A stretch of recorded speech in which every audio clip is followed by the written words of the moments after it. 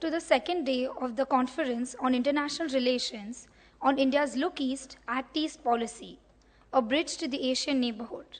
Yesterday, the conference was inaugurated by Honorable Shri Nitinji Gadkari, Honorable Minister of Road, Transport, Highway and Shipping, Government of India.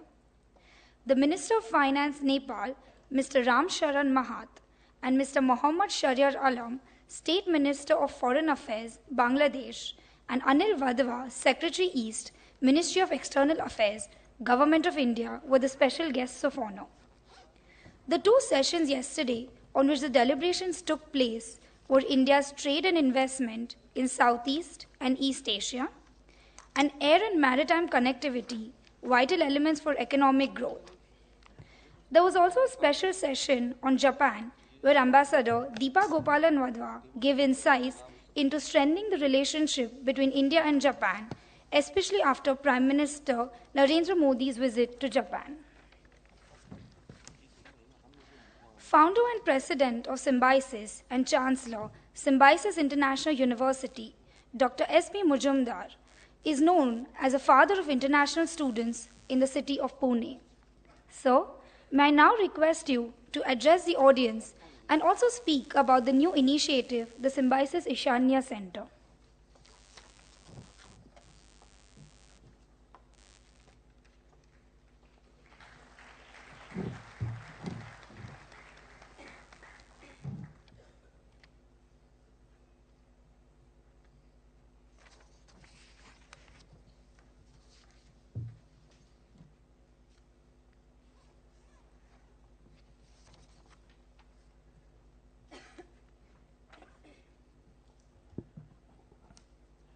Good morning.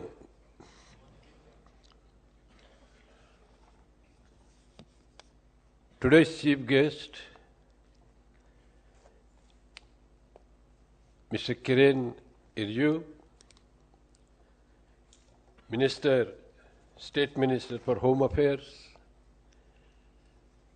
Secretary, Ministry for External Affairs, Sri Vadvaji, dignitaries on the dais, invitees, and my dear students. Sir, on behalf of Symbiosis International University, I extend you a very hearty welcome. I would like to share some of my thoughts on Symbiosis Cultural and Educational Center, which we call Symbiosis Ishanya Center. Sir, it would interest you to know that there are more than 5,000 students from northeastern states studying in various colleges and institutions in Pune. And these students are really proud of this city, and we are proud of the students. Little later I will say something about the students' problems. But let me tell you, sir, that when we started Symbiosis way back in 1971, there were two cardinal concepts in our heart. One was Rabindranath Tagore's concept of Vishwa Bharati. And the second concept was our Sane Guruji's concept of Antar Bharati. For the last 40 years, Symbiosis has been taking care of international students studying in Pune. And we promote international understanding between foreign and Indian students through the medium of quality education. But what about second concept of our Sane Guruji, Antar Bharati? And in order to realize the concept of Antar Bharati of Sane Guruji, recently Symbiosis decided to establish Ishanya Center to help Ishanya students to tide over some of the difficulties faced by them. What are those difficulties? The first and the most important problem which they face in Pune is that Pune citizens look upon them as if they are foreign students. They face number of problems: admissions in colleges, accommodation in hostel, homesickness, food, but more than anything, a feeling of alienation among those students. Sir, during last few months, we have organized several programs which I may list for your information. Under the aegis of Symbiosis Ishanya Center, we organized colorful musical presentation of 3 states, Meghalaya, Mizoram and Nagaland, on 5th September 2014. Then on October 31st, we formally inaugurated the Ishanya Center. Then we also organized Ishanya Chitra, Festival of Films, on December 5, 6 and 7. We have also conducted a detailed survey of Ishanya students studying in Pune, and we now propose to have presentation on Arunachal Pradesh, Manipur, Tripura, and finally presentation on Assam and Sikkim. We propose to start a Ishanya Center like this auditorium for the benefit of those students. We have noticed that students from Nagaland, Arunachal, Manipur, Assam, etc., they possess good talent. Their folk dances, instrumental music, and their martial arts. It is with this view that we have launched upon this Ishanya Center, and very soon, just as we have established International Cultural Center, we will also establish Ishanya Cultural Center for the benefit of students. Recently, our Prime Minister Narendra Modi has announced 10,000 scholarships for students coming from Ishanya states. And let there be an exchange of students from Pune, from Maharashtra to Ishanya states, and also exchange of students from Ishanya states to Pune and other parts of our Maharashtra. This is a laudable cause, and I hope you, as the minister from Arunachal, will bless this activity, support this activity, and very soon we will be in a position to establish a very vibrant cultural and educational center for Ishanya students. With these few words, I once again welcome you, sir, to this beautiful campus, and I hope the evening session, which is exclusively devoted to northeastern region, will discuss all the issues in further details. Thank you.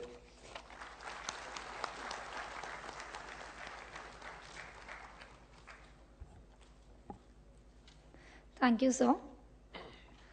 Sir, may I now request you to kindly felicitate the dignitaries on the dais.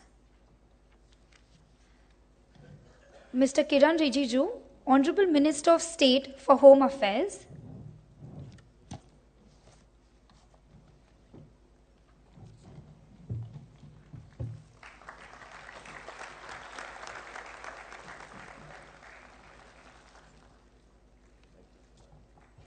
Mr. Ton Sin Tha, Ambassador of Vietnam.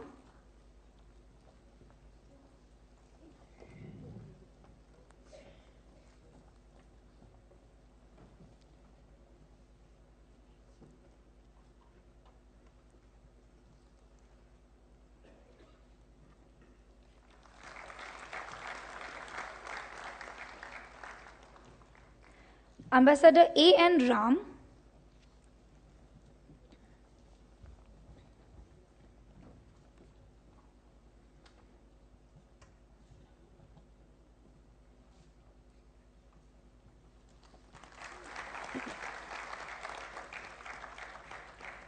Mr. Anil Wadhwa, Secretary East, Ministry of External Affairs, Government of India.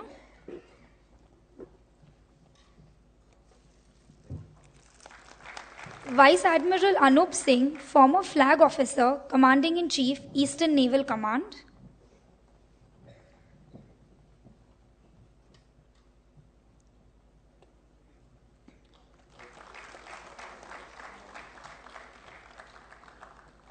Group Captain Ajay Lele, Research Fellow, Institute for Defense Studies and Analysis.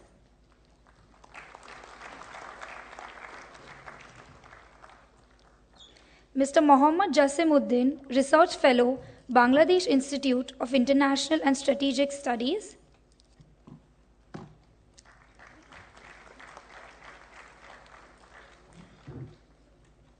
Thank you, sir.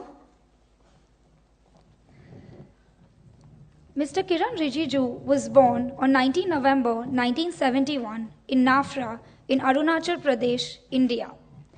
He was an active social worker since his school days, and he led various social movements as a social worker and a student leader. Sir is considered the face of the Bharatiya Janata Party in Northeast India. He served as a member of Khadi and Village Industries Commission from 2000 to 2005. Sir is the most iconic political leader from Arunachal Pradesh in recent times, and is often being referred to as the voice of Northeast India. So, may I now request you to come and address the audience.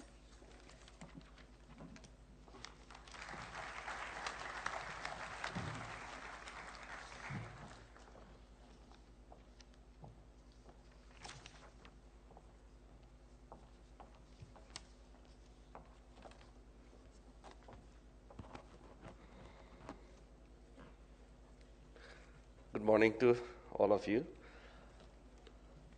Most respected Dr.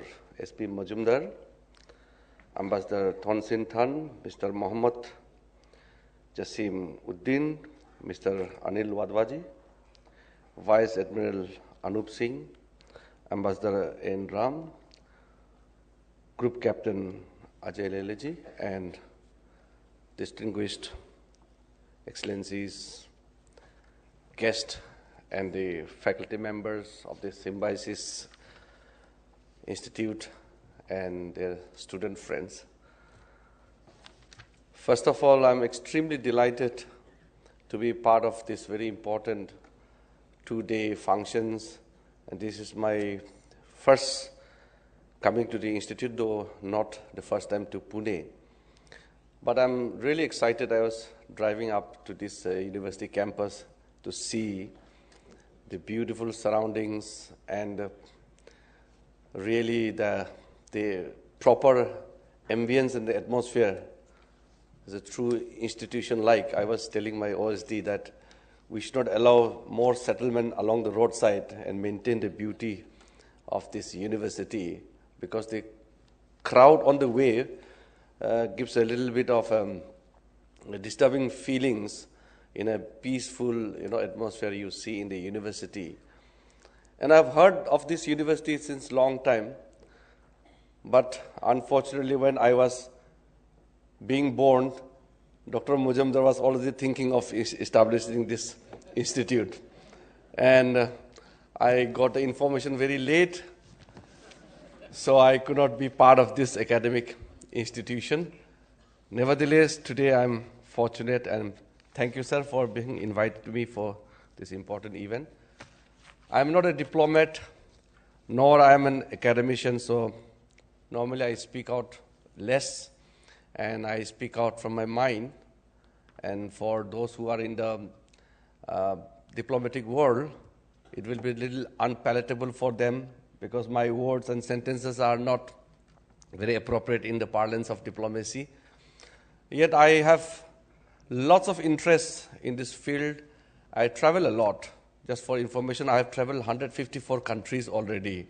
I think one of the most in India. So I travel a lot. I see the world. I love to meet people around the globe on the very thesis and the philosophy of Vasudev Kutumbukum. The world is a village.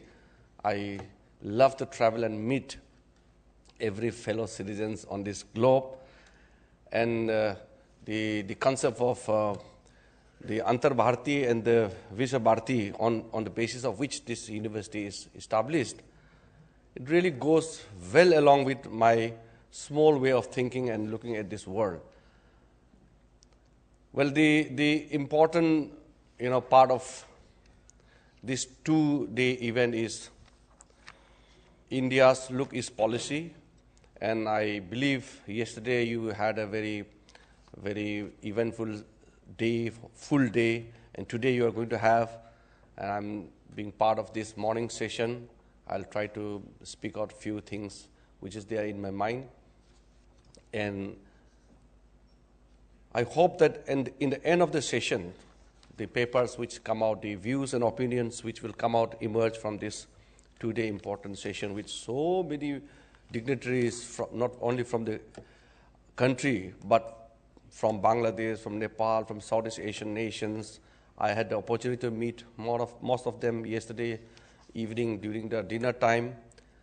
So this is a great conglomeration of the thinking people across the South Asia and Southeast Asia as well as East Asia. So I'm happy that our Secretary Anil Wadhwa is also here looking after the division, the table which deals with the known as East Asia, which deals with the East Asian countries. And I met the ambassador of India to Japan, which is one of the key country when I think of Look East policy. I met few of the excellencies, the ambassadors and the ministers. I'm very excited. I wish I had more time to interact on a bilateral level and go into the issues much deeper. Anyway, you are being here in this prestigious university and coming to India and taking part in the deliberation itself shows that we are on same page when we think about our future. When we talk about Look East policy, I feel why we have to frame a policy of Look East policy. Maybe because we were not looking east, or maybe we were looking west only. There's something reason. That is why we had to formulate this policy in 1991.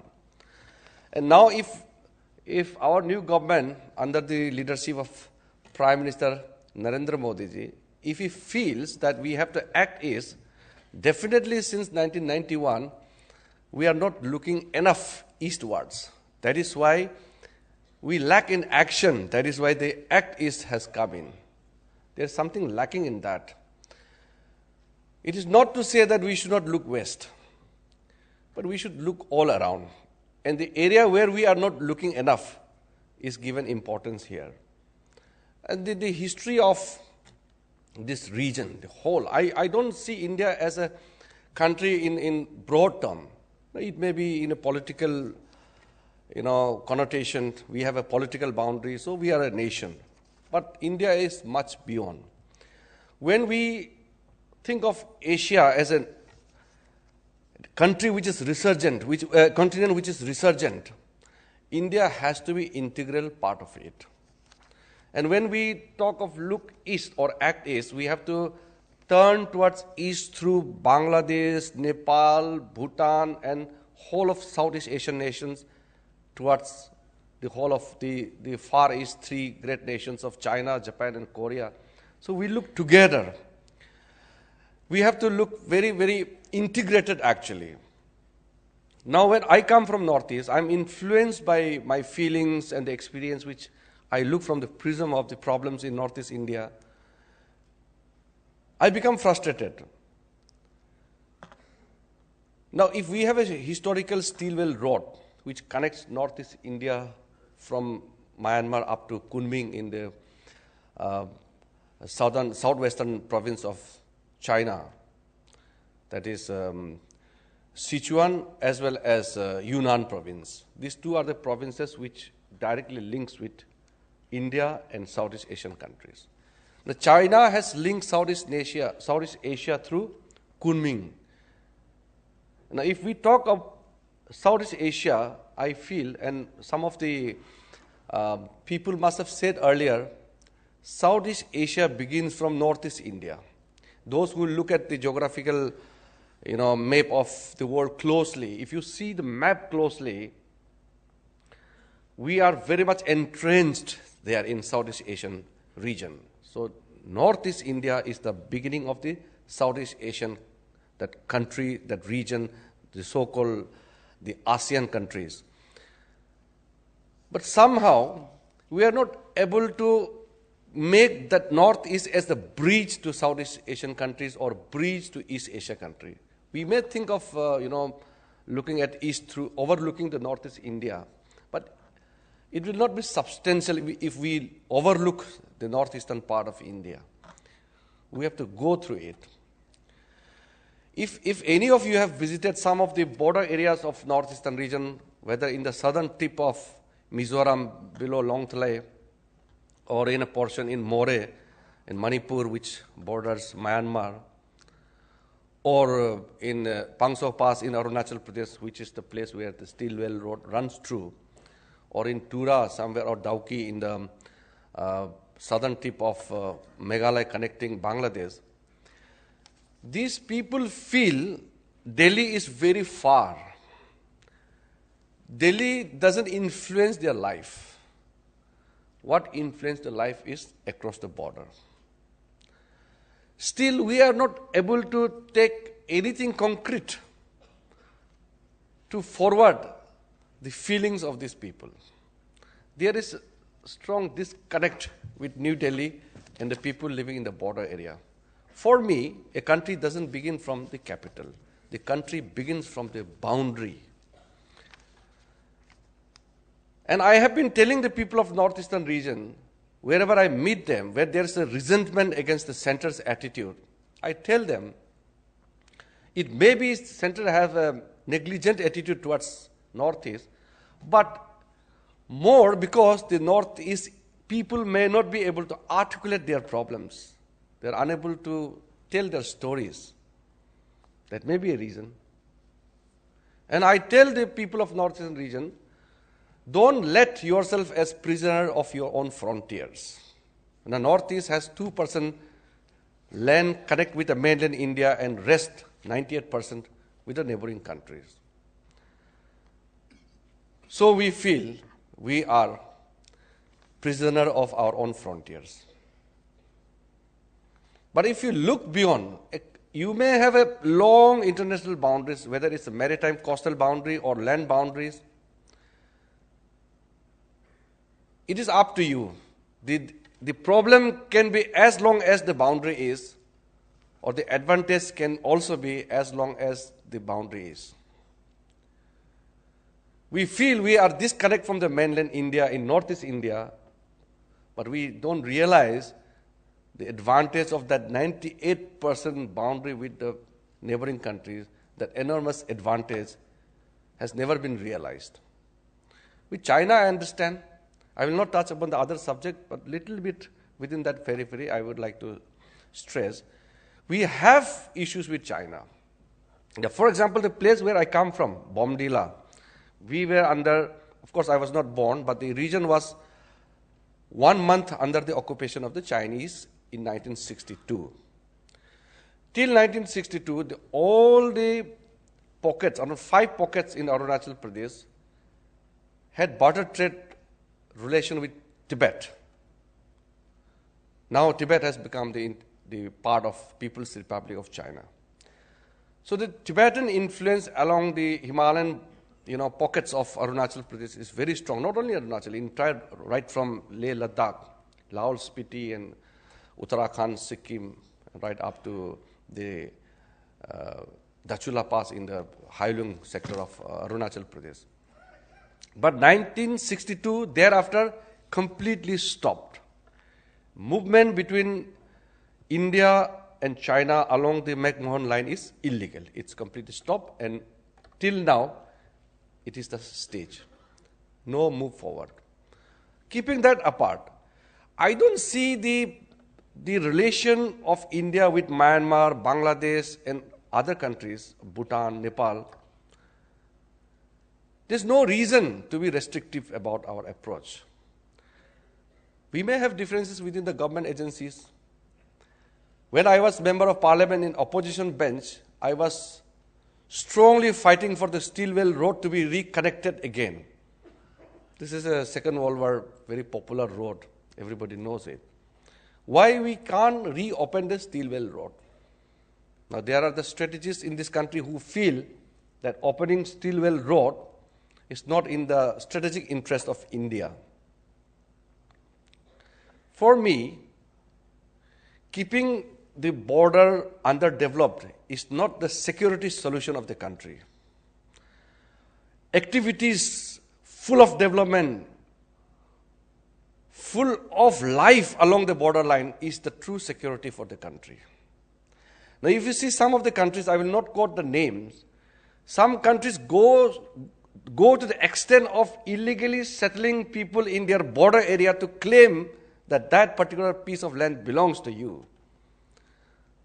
But in India, we have a different set of approach adopted. We never consider to develop the border areas, thinking keeping border underdeveloped is the best way to secure your territory. I oppose this theory. Why the people who live in the border area be punished for being the sentinels of the country? Many of my people from Arunachal Pradesh, you know, by now, Prime Minister also has mentioned in some of the public address that people of Arunachal greet Jai Hind. Now that has come from the Netaji Subhash Chandra Bose slogan of Jai Hind, and later on in 1962, people were so patriotic about the whole issue, and that has remained as a slogan for the people of Arunachal Pradesh. But when Arunachal people come to Delhi, many of them have made mention of this thing. They said, we are so patriotic in the border areas, we talk about nationalism, we greet each other, Jai Hind.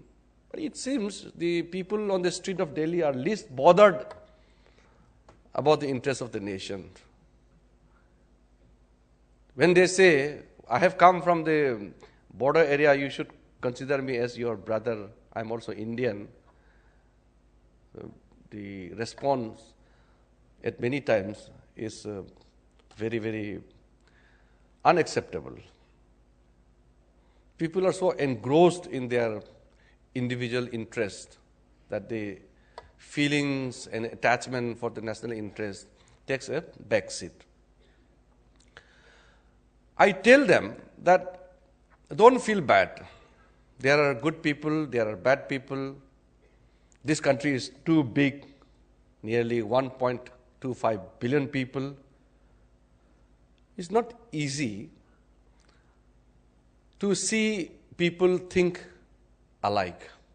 It's not easy. Many people complain that we are people from Northeast India. People don't know us. Say he goes to Tiruvananthapuram and he say, I am from Arunachal Pradesh, and the person doesn't know. I say, you can't blame anybody. The country is so big. It's not possible for everybody to know each other. Same is in the case of Northeast also. If you go to a deep village, remote area in any part of Northeastern region, and anybody who comes from, say, a pocket in Karnataka, somebody comes from Uttar Kannadiga, from Hubli, a person from Mizoram will not know where the Hubli is. So it's same actually. But the complaint is much more from the Northeast side because it is generally believed that it has not yet become part of the mainstream India. So the issue becomes louder. Now, taking this Northeast issue as integral part of India's mainstreaming process and the whole process of Look East, it is very important that Look East policy has to be through Northeast India. Whether you talk in terms of connectivity, rail connectivity, road connectivity, air connectivity,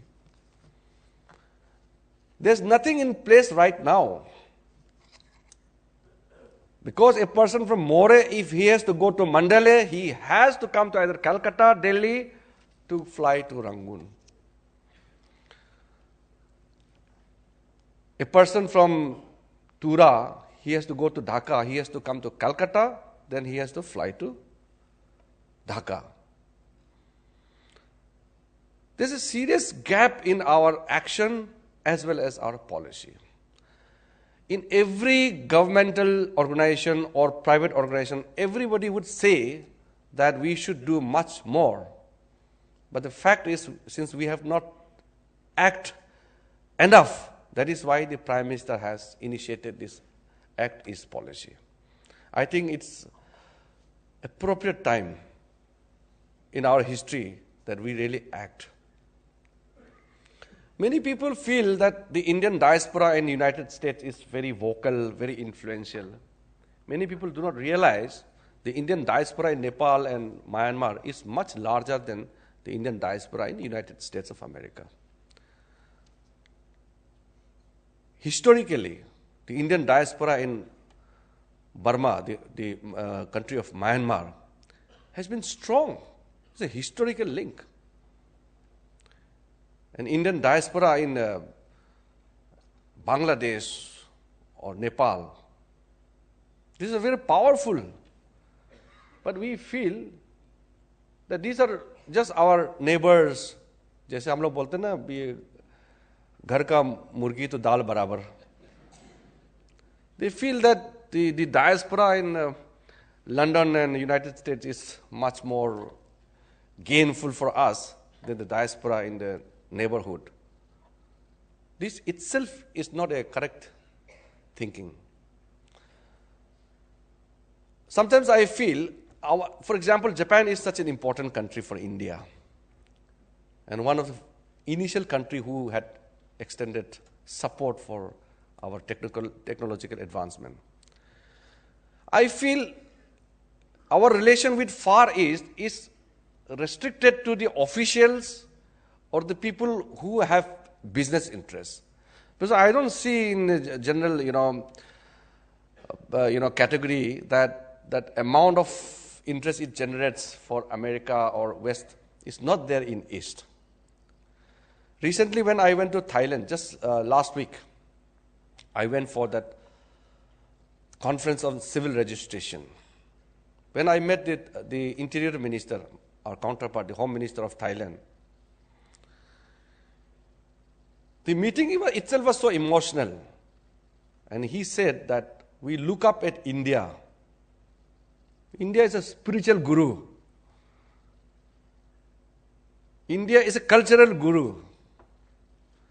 And next afternoon when I met the spiritual head,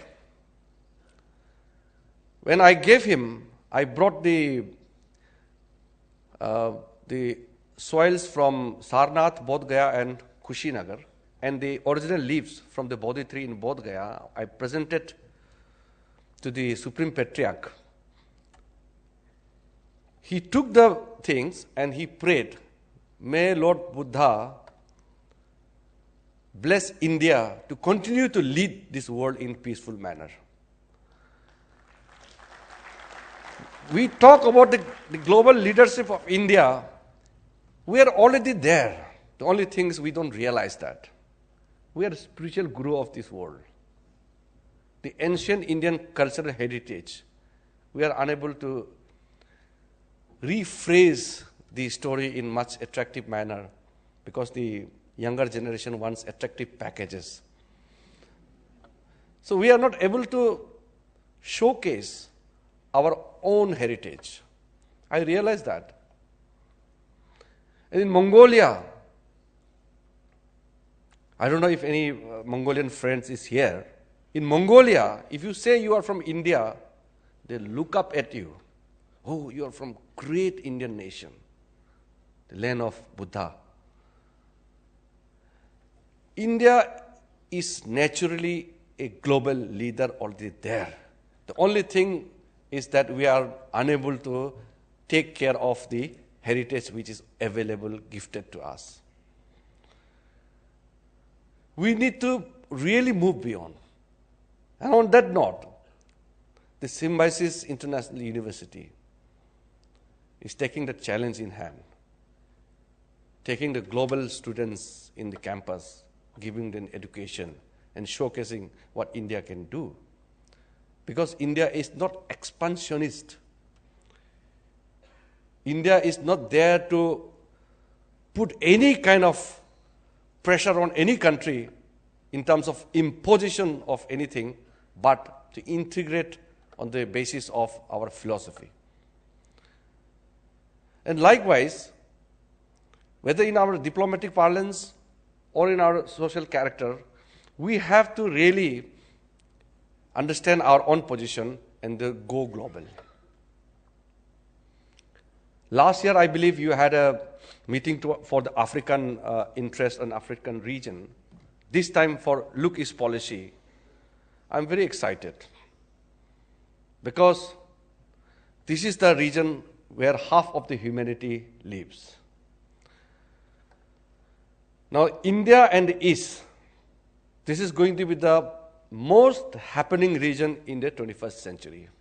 We are already 2014. And some of the estimates, especially by the International Monetary Fund, have already stated that China is now the largest economy in the world in terms of purchasing power parity. And India is moving fast into the direction. We may be 10th largest in terms of the nominal GDP, but we are third largest in terms of purchasing power parity already. Now, coming together with India, China, Japan, Korea, and the Asian tigers and vibrant Southeast Asian nations, this is the place where things are going to happen in the years to come. And if we fail to integrate and assert ourselves in the whole gamut of things, I think we will be out of history. Next generation will definitely say that our elders have not done enough. I carry this sentiment because I come from Northeast India. But I'm inspired when institutions like Symbiosis take the lead role. It inspires everybody. I wish someday we have this kind of gathering in some part of Northeastern region, in any of the state capitals in the 8 Northeastern states. Because we have to take things forward. We have to lift ourselves at different scale to really move forward. The fact that so many friends from across the countries from this region have gathered here in Pune in Symbiosis International University itself is the basis for us to move forward. I'm really inspired. And yesterday, I believe Gadkari ji had come, my senior colleague in the government. I had a discussion with him.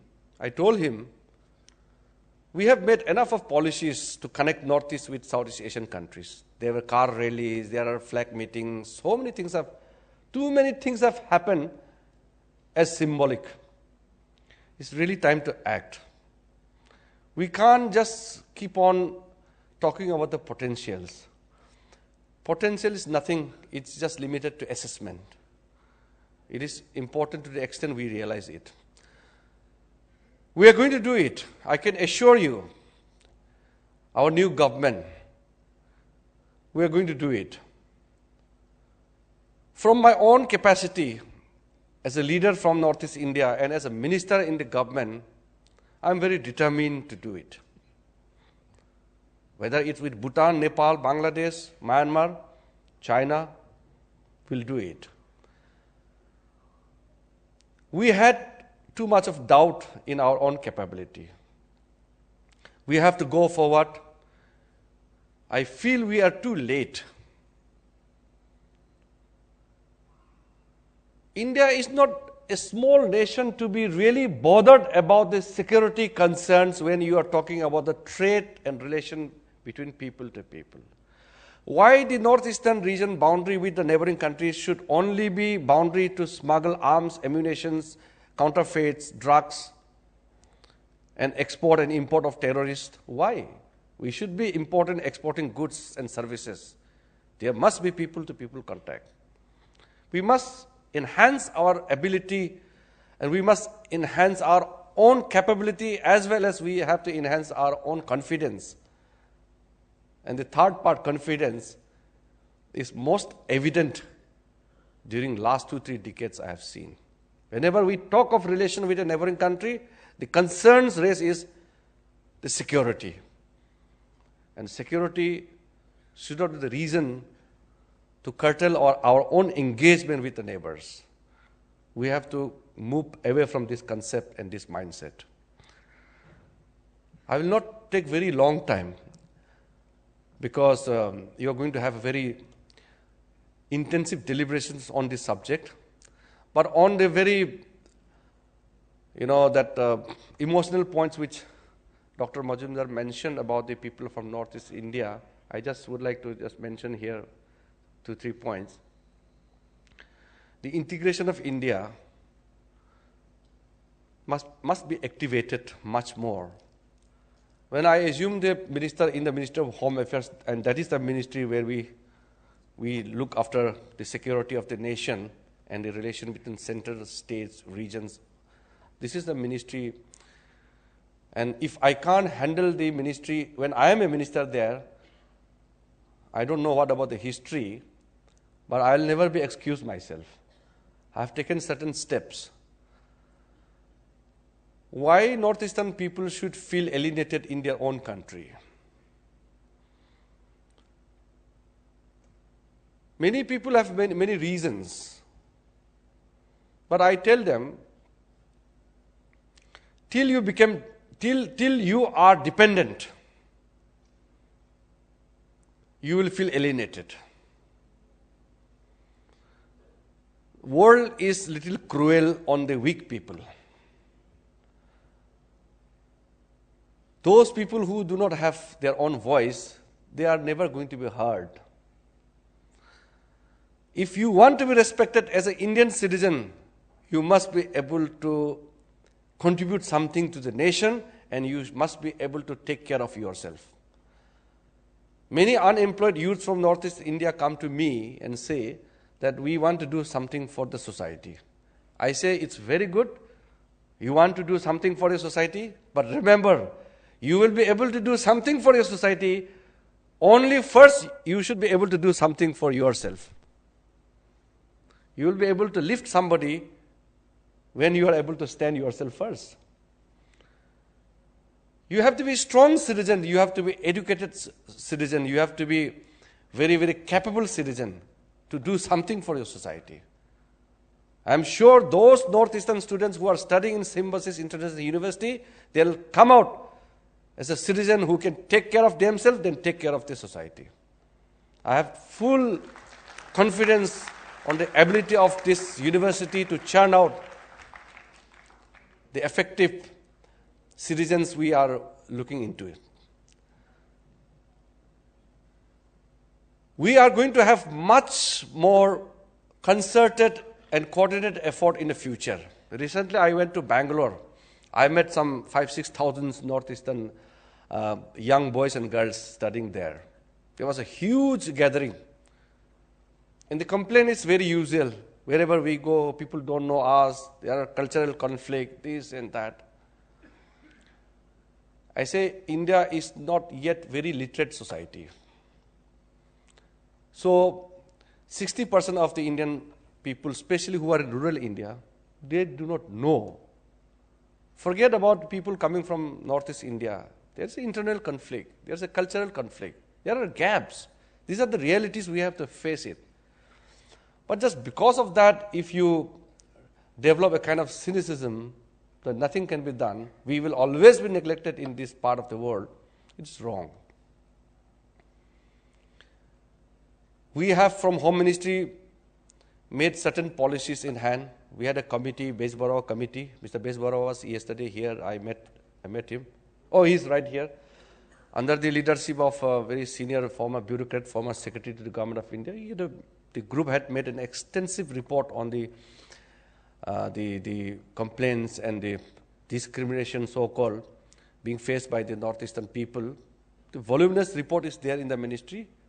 We are at the verge of complete implementation. Certain steps have already been taken, and certain steps which are legislative in nature or which were related to the policy matter of different ministries, like inclusion of chapters of Northeastern region and Northeast people in the NCRT and UGC and all. These are being worked out. It may take some more time, but we are almost ready, including the amendment, proposed amendment in the IPC and CRPC. So we are almost ready with the recommendation action taken. And very soon, I will make the announcement. Beyond that, we are working much more. I keep telling the people of Northeastern region, don't pick up one incident and make it as an issue in Northeastern, that particular region, where lots of the elements who are not working in our interest, they pick up that issue and they propagate. A small law and order problem is being described as great racial discrimination. We are basically a caste society. There are racial discrimination in this country. It's a fact. But the thing is that if an incident is been just blown out of proportion and given the term of racial discrimination and racial color, it's not good for the country. Many people have suggested me that India needs anti-racial law. I said the provisions in the existing law itself is good enough. We need not draft a separate anti-racial law per se. But definitely we recognize the issue. We admit there are issues which must be dealt urgently. We are very mindful of all these things. So, to make India as a great nation, India is a multicultural, multiracial, multilingual country, and this is the basis of our greatness. And India has to move the way it is. We need not change the basic character of India. The only thing we have to change is we need to change the way we are functioning, the speed, the intent, the extent. We need to enhance our capacity, that's all. We need not change the basic character of this country. I'm a proud Indian citizen, and I proudly showcase the Indian culture outside. And I feel so excited when people, friends across the globe, they say that India is the largest democratic country in this world, and we must emulate the Indian system. I feel really nice. I feel proud. But at the same time, when I see that we are not doing enough within to enhance our own image and character, then I really feel that we need to really pull up our socks. I will not dwell much beyond this point. I have just come to share this special moment, not actually sharing my thoughts, but to be part of your deliberation and to see the campus and the great works being done by the university, Dr. Majumdar and his excellent, competent team. I must compliment you, sir, for the great work you have done. And this is definitely a symbol. This symbolic university, with the great work you have done since 1971, this will go a long way in realizing the dreams of every Indian. I'll come back once again to this university and try to, spend more time, maybe in particular one academic block, try to be with the students. And I hope I am going to meet some of the students this afternoon. So with that promise and with the hope that especially the young students, you are the future of this country. I am also considered as one of the young minister.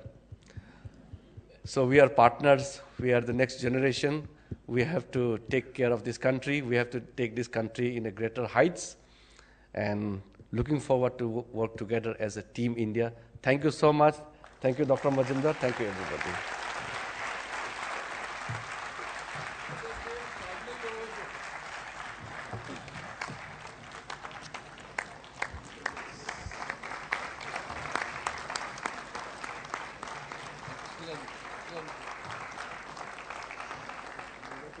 Wonderful, sir. Thank you, sir, for your inspiring words. Sir, Symbiosis has over 300 students studying in the undergraduate and postgraduate programs, especially from the Northeast. We will also keep you posted regarding our activities of the Symbiosis Ishanya Center. And we would also like to conduct some events in the northeastern region, especially under your guidance. Thank you, sir. His Excellency, Mr. Ha Kim Gok, the Honorable Vice Minister of Foreign Affairs, Vietnam, had earlier agreed to grace the occasion, but due to some urgent commitments was unable to attend. However, he has been kind enough to send us his address. I request His Excellency, Mr. Ton Sin Tha, the Ambassador of Vietnam, to kindly read the address.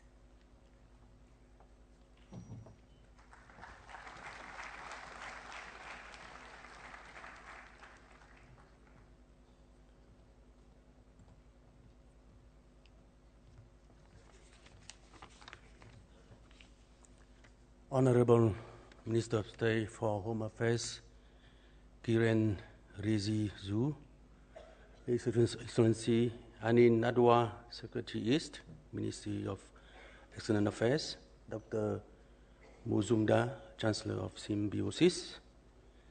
I'm really happy to come back to India, to Pune, and especially to Symbiosis.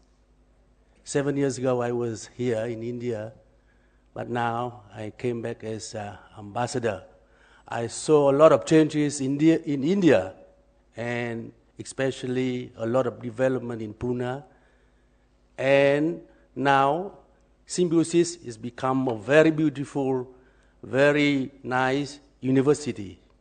So congratulations for all your success. And I also want to say sorry for the absence of our Deputy Minister, but he was in fact very keen to come here, but because of very urgent matters, so he could not make it. But he asked me to deliver the key points there in his speech concerning the changes in the region, the Look-East policy of India, the relation between Vietnam and India, and also some suggestions for the Look-East, Act-East policy. In fact, we can consider this conference very important and timely because this conference takes place in the right moment when the Asia and Pacific region is witnessing deep turning point changes. The great powers are readjusting their strategies and intensifying their competition for more influence in the region. The power shift and the changes in balance of power among them have great impact on the strategic environment in the region. In recent times, the countries in the region have put forward many ideas and proposals for a security constructor of the region. What we can also see in the region is the rising of India. After over 2 decades of Look-East policy, India now has been playing greater and greater role in shaping regional security structure and economic integration process. India's presence in East Asia has been growing more clearly in all areas, ranging from political, economic, trade, defense, energy, to cultural cooperation. India-ASEAN cooperation has rapidly been upgraded from dialogue partnership to strategic partnership. India has established strategic partnership with almost all ASEAN countries and global partnership in the 21st century with Japan. India has confirmed ASEAN as strategic priority, recognizing ASEAN's centrality in the region's security and economic structure. India has been active in key regional forums, including EAS, ARF, ADMM+, etc. India's position on East Sea or South China Sea has been highly appreciated by the public in the region and beyond. India consistently maintaining its stand for freedom of navigation and overflight in the East Sea, South China Sea, for the settlement of disputes through peaceful means in accordance with universally recognized principles of international law, including the United Nations Convention of Law of the Seas in 1982. India is against the threat of or use of force to resolve the disputes or for full implementation of the 2002 Declaration on Conduct of Parties in South China Sea, DOC, and to work towards adoption of a code of conduct in the South China Sea, COC. Taking office in May 2014, Prime Minister Narendra Modi has further pushed the Look East policy to Act East policy, with an aim to foster Indian relations with East Asian countries in more deliberate and more extensive manner. This proactive approach has been seen in a series of high-level visits of Indian leaders to many countries in the region. Distinguished guests and friends, Vietnamese people is very proud to have India as a great and very trusted friend. Vietnam has always received the wholehearted support and brotherly solidarity from Indian people. Since the establishment of the bilateral strategic partnership in 2007, Vietnam-India relations have been even more strengthened and expanded in all areas. Vietnam and India are rapidly expanding cooperation in trade investment. India has become one of top 10 largest trading partners of Vietnam. Bilateral cooperation in defense, security, culture, education also gain more substance and effectiveness.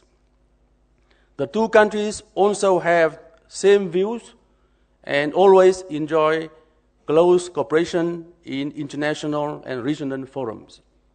India leaders have always affirmed Vietnam as key pillar in India's Look East policy. On our part, Vietnam affirmed that Vietnam always attached great importance to strategic partnership with India. We wish to see more presence of India in the region in all areas. Vietnam is eager to play a leading role in ASEAN-India cooperation. Distinguished guests and friends, to efficiently carry out the Act East policy, meeting both the desire of India and the region, I think we should together speed up the followings.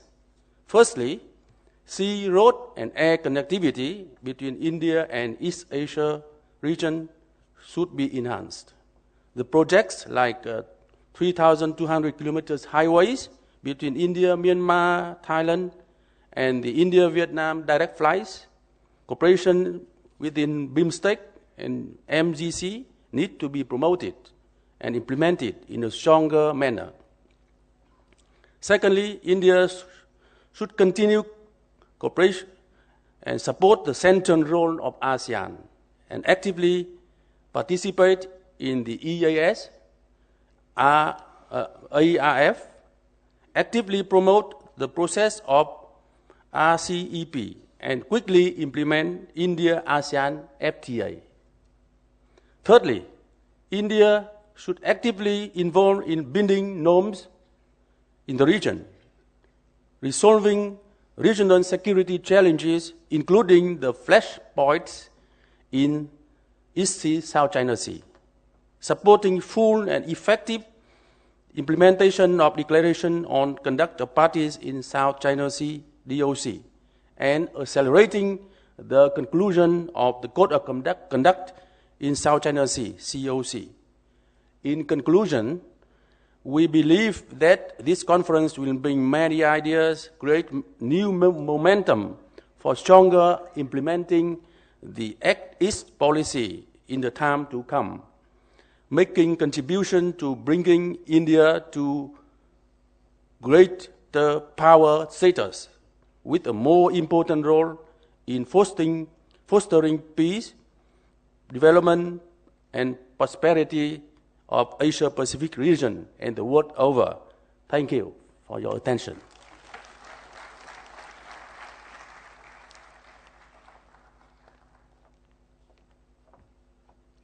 Thank you, sir. The track for today will focus on security and defense within the framework of the LEP. The moderator for the track is Ambassador A.N. Ram. Ambassador A.N. Ram served as India's ambassador to the European Union, Zambia, Thailand, Argentina, Bhutan, Belgium, and as the Deputy Chief of Mission in the US. He was assigned to the Royal Government of Bhutan to help open its mission to the UN. Sir has been closely associated with South and Southeast Asian affairs, particularly with the Look East policy in its early phase. In the initial economic reform period, Sir served as the first secretary in the Ministry of External Affairs. Earlier, Sir had served in various capacities in the Ministries of External Affairs and Commerce, including as the head of the MEA's Northern Division looking after relations with Nepal and Bhutan. Sir has been decorated with one of its highest civilian awards by the Royal Government of Bhutan and has received several other professional awards, including the Lifetime Achievement Award by the International Society for Asia-Pacific Studies. So, I now request you to kindly take over the session. Thank you.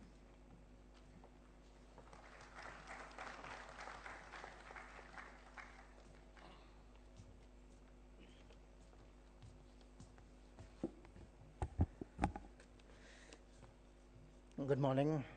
Honorable Minister of State for Home Affairs, Mr. Kiran Rijiju, esteemed Dr. Majumdar, Dr. Vidya, the Honorable Vice Chancellor, Dr. Lavale, fellow panelists on the podium, His Excellency the Ambassador of Vietnam, faculty, students, participants, ladies and gentlemen.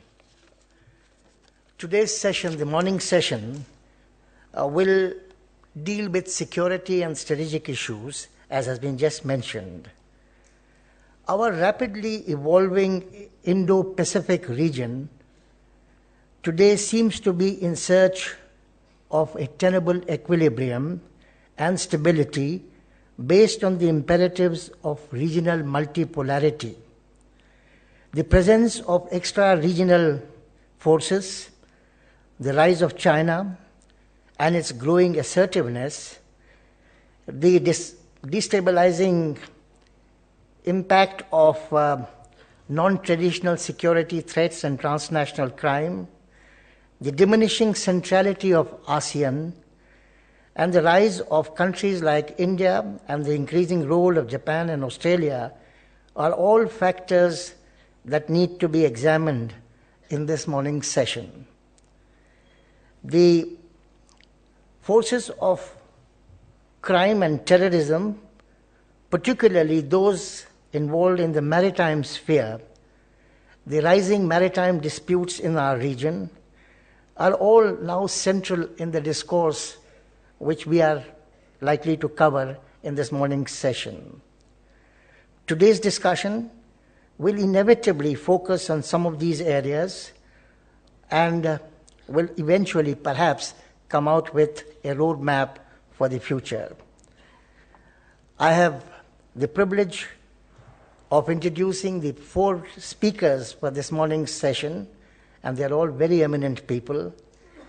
I have on the panel today Secretary East in the Ministry of External Affairs, Ambassador Anil Wadhwa, who is himself a shaper of the policy initiatives that the government is taking. I have Admiral Anup Singh, former Commander-in-Chief of the Eastern Naval Command and the Deputy Chief of Naval Staff, Group Captain Ajay Lele of the Institute of Defense Studies and Analysis, and Mr. Muhammad from the Bangladesh Institute of Strategic Studies. I have great honor and privilege of requesting the first speaker, Mr. Anil Wadhwa, to kindly make his remarks.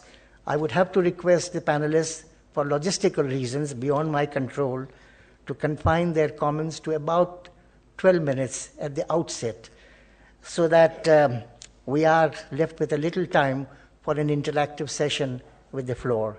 Mr. Anil Wadhwa.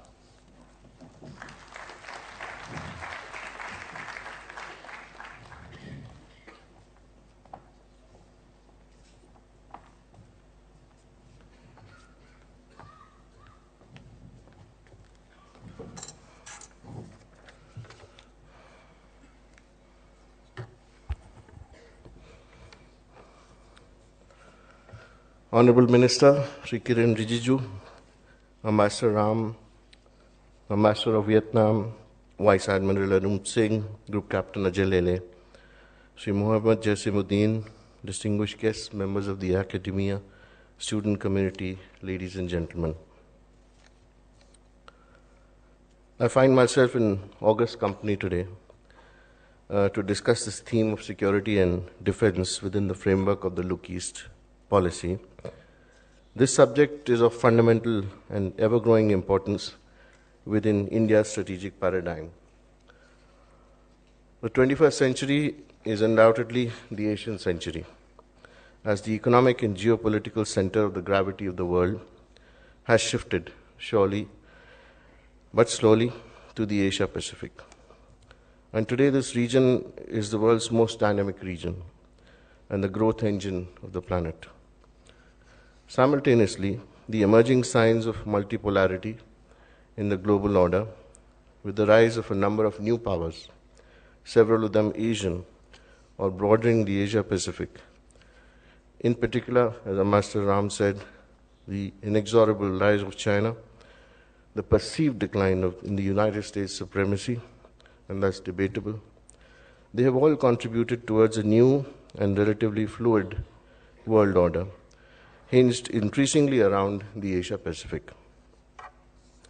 Within the active involvement of several established and rising powers, some external and some intrinsic to the region, a new security and economic architecture is under construction in the Asia Pacific. The emergence of new players has also built pressure for a new equilibrium and balance, and the United States rebalancing or pivot to Asia, as we call it, strategy is key in this regard. So as the US steps up its engagement in the strategic affairs of the region, the pivot policy, and notably its military component, will undoubtedly affect the evolution of the security architecture of the Asia Pacific. The other significant trend or trends that merit attention are the search for a regional architecture underpinned by the centrality of ASEAN, the growing importance of maritime issues, and the salience of non-traditional security threats. The dangers posed by potential flashpoints, rising defense expenditure, investment in anti-access or area denial capabilities, as well as other asymmetric capabilities, further define the complex environment within which India has to secure its defense and strategic ties with the region. So in such a scenario, we need to see the evolving security architecture in the region through the prism of India's security and development interests. Our primary interest is to create an enabling external environment for the economic progress of the country, as well as to enable it to attain a rightful place in the region. And this requires a peaceful periphery and a stable international environment. India's security parameter radiates out in concentric circles, and ASEAN is part of the first circle, beyond our immediate boundaries. There is therefore an intrinsic security dimension to this Look East policy, and ASEAN is the first stepping stone outside the immediate periphery. Let me first talk about ASEAN. Yesterday, I touched upon this subject as well. India's ties with ASEAN date back to the 1970s and 80s, beginning as they did with low-level, intermittent bilateral exchanges. But since India's Look East policy was expounded in the early 1990s, these linkages have developed and matured rapidly on multiple fronts, both bilaterally with Southeast Asian countries, as well as multilaterally under the umbrella of ASEAN. We enjoy excellent relations with all 10 ASEAN member states, and importantly, there are no irritants in this relationship. India and ASEAN are strategic partners since 2012. We've held several annual summits since 2002. The partnership stands on 3 pillars of cooperation, the foremost being political and security. Through ASEAN and other ASEAN-led fora, India has sought to enhance its presence in this strategic space that is evolving in the region. And over the last decade, we have intensified our engagement with the ASEAN Defense Ministers Meeting Plus, ASEAN Regional Forum, and the expanded ASEAN Maritime Forum for deliberations on security cooperation. Currently, we are co-chairing with Vietnam the ADMM Plus Expert Working Group on Humanitarian Mine Action for the cycle 2014-2017. Among the ASEAN-led fora, the East Asia Summit stands out as the premier forum at the level of heads of state and government for strategic dialogue and cooperation on political and security issues of regional interest and concern. The East Asia Summit has emerged as a platform for discussion on a variety of ideas, seeking to shape the evolving regional security architecture, with 3 workshops having taken place on the subject so far. India has used the East Asia Summit to put forward its views on vital transnational issues such as maritime security, international terrorism, disaster management, access to affordable clean energy, combating pandemics such as Ebola, and so on. Our view has been that the regional security architecture should be open, transparent, inclusive, and evolutionary, should respect the diversity of the region, as well as be coterminous, and this is important, coterminous with the boundaries of the East Asia Summit. Apart from bilateral and multilateral dialogues, we have actively engaged major players such as the United States and Japan in dialogue, mostly in trilateral form, on specific issues such as maritime security and disaster relief.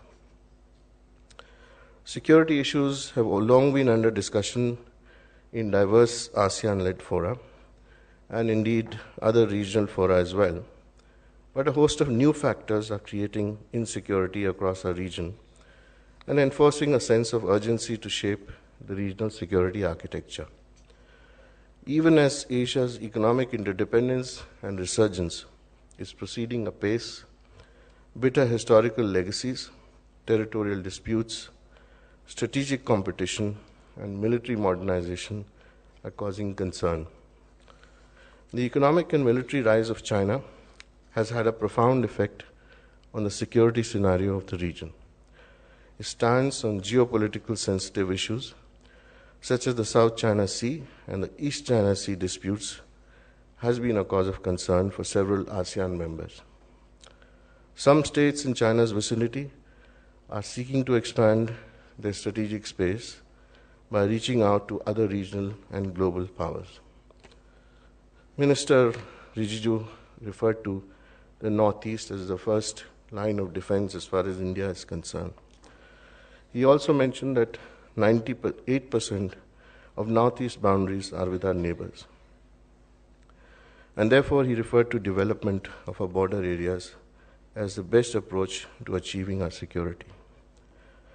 But away from the border, away from our immediate neighborhood, we find that India's response to evolving security dynamics in the region has leaned more towards continuity than change. Now, what is our current stance in this regard? It is marked by a reliance on strong conventional and strategic capabilities as a deterrent, as well as by being a contributor to the wider regional security. This is complemented by an equally strong reliance on bilateral diplomacy and confidence-building measures to erode the political rationale for differences or challenges to India's role in the region, including by expanding and strengthening strategic partnerships within the region and beyond. India has been pursuing greater cooperation on political and defense matters with countries of the region bilaterally, laying a strong foundation for the strategic dimension in our Look East policy. Since Prime Minister Narendra Modi assumed office in May 2014, his outbound visits to Japan, to Myanmar, Australia, and Fiji, and presence at the India-ASEAN Summit and East Asia Summit have demonstrated clearly the new salience of the Asia-Pacific in our foreign and security policy paradigms. Our relations with Japan, as we heard yesterday, were upgraded to a special strategic and global partnership during Prime Minister's visit to Japan, which took place in August-September 2014, putting Japan at the forefront of our Look East policy. The signing of a Memorandum of Defense Cooperation and Agreement to work together in defense equipment and technology also signaled the start of a new era in our defense ties. Japan regularly participates in the India-US Malabar exercise, and there are regular exchanges and joint exercises between the Japanese and the Indian Coast Guards. Similarly, with Vietnam, we share a high level of trust and convergence on regional issues, including on security and defense issues. During President Pranab Mukherjee's state visit to Vietnam in September 2014, the Vietnamese leadership expressed appreciation for India's assistance in providing defense training to the submariners and pilots, as well as for a concessional credit of $100 million for defense procurements. Australia is another important strategic partner in the region. The establishment of a framework for security cooperation with Australia during Prime Minister's visit in November 2014, along with the signing of an MOU on cooperation in the peaceful uses of nuclear energy in September 2014, have strengthened a significant aspect of our strategic bulwark in the Asia-Pacific. We also have defense ties with South Korea, with Singapore, with Indonesia, with Myanmar. So therefore, what should India do next?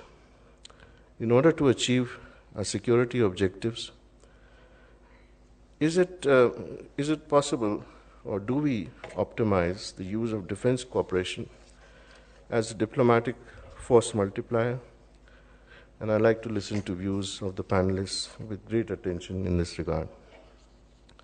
While India's role as a net security provider has met with considerable appreciation from regional countries, its elements need to be progressively evolved and pursued in bilateral, trilateral, as well as multilateral fora, building synergies wherever this is possible. To realize our true potential as a security provider, isn't there a need to develop a comprehensive strategy for security assistance? Should not this involve the development of a range of policy instruments, including transfer of arms, financial resources, and production capacities to match the growing demand for military cooperation with India? Will not inability to respond to the rising expectations for cooperation compel other countries to look at alternative options? I look forward to these answers from the panelists. And one thing is clear: improved coordination between our foreign policy and defense policy establishments, as well as our armed forces, is fundamental to a forward-looking and an active approach to buttressing our security a strategic interest in the Asia Pacific, and expanding our strategic space for interactions with key partners as well as global players. So I'd like to now conclude by thanking once again Symbiosis International University for organizing this high-level and well-attended conference on the most topical theme at a time when our Look East policy is matured into the Act East policy, as underlined by our Prime Minister, Shri Narendra Modi himself, both at the 12th India-ASEAN Summit and the 9th East Asia Summit in Naypyidaw, in Myanmar in November. And as I mentioned yesterday, I'm sure that the deliberations of this conference on all aspects of our engagement with the East will contribute to some practical and high-quality policy recommendations that we in the government can benefit from. Thank you for your attention.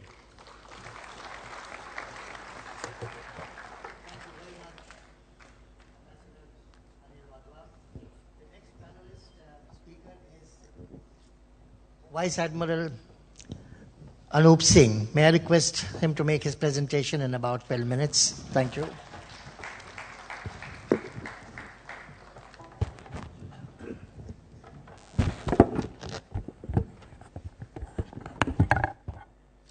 Just switch off the lights.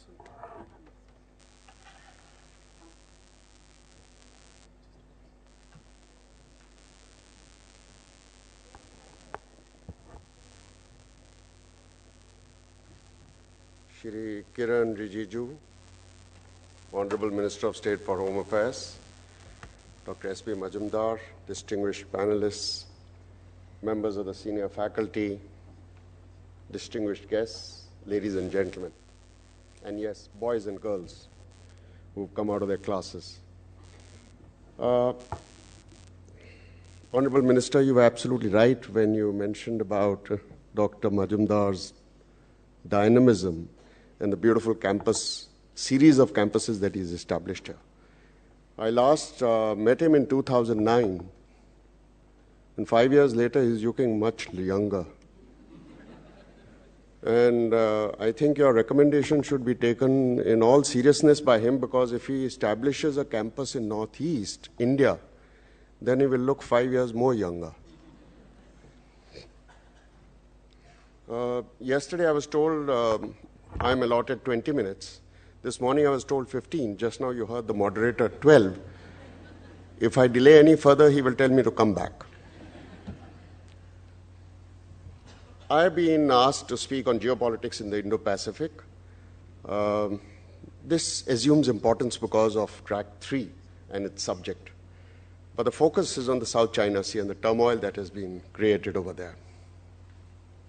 Now, I pitched this presentation deliberately at the student level so that, because it is very important for people sitting behind to understand, the term Indo-Pacific actually took root at the Institute for Defense Studies and Analysis by a scholar in 2006.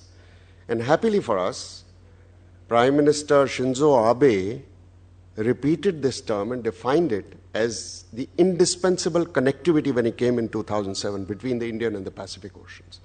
As you can see on this slide, the term Indo-Pacific includes both Indian and the Pacific Oceans, but not the entire lot. That will be huge.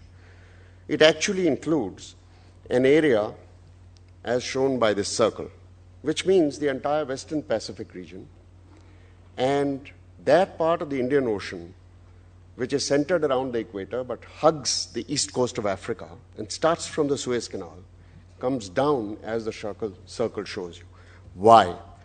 Because this is an area which is full of choke points, as you will see as I go forward. As I said, I pitched it for those sitting behind. Geopolitics. And this is important at this stage to understand the definition and the new explanation of geopolitics. Because the world has been at a churn after the end of the Cold War. Before I go on to focus on South China Sea.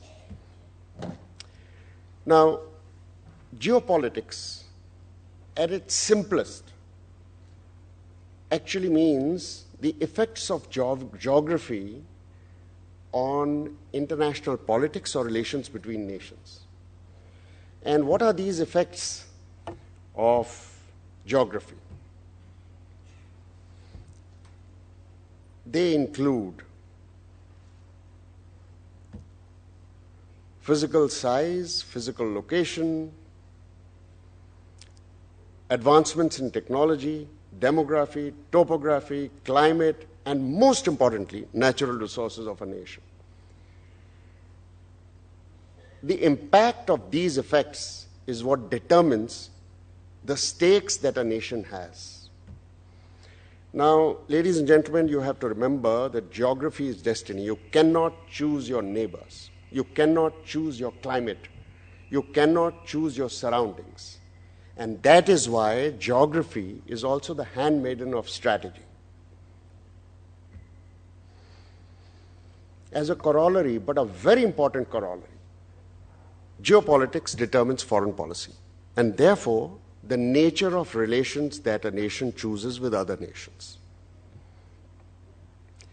Now, two events that have shaped and actually jolted this world in our times are firstly the fall of the Berlin Wall, when Francis Fukuyama announced the end of history and we all agreed with him, and now we find it was the beginning of history. But in a way he was right. And the second was the demise of the Twin Towers. These two events actually announced a complete shift in the nature of interplay between powers and the nature of security in this part of the world in particular.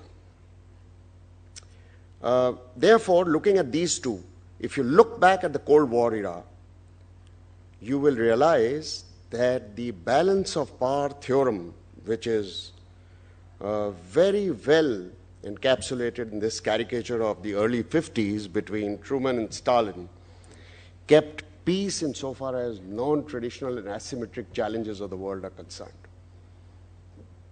We did not have the kind of terror strikes, we did not have the kind of other challenges except natural challenges.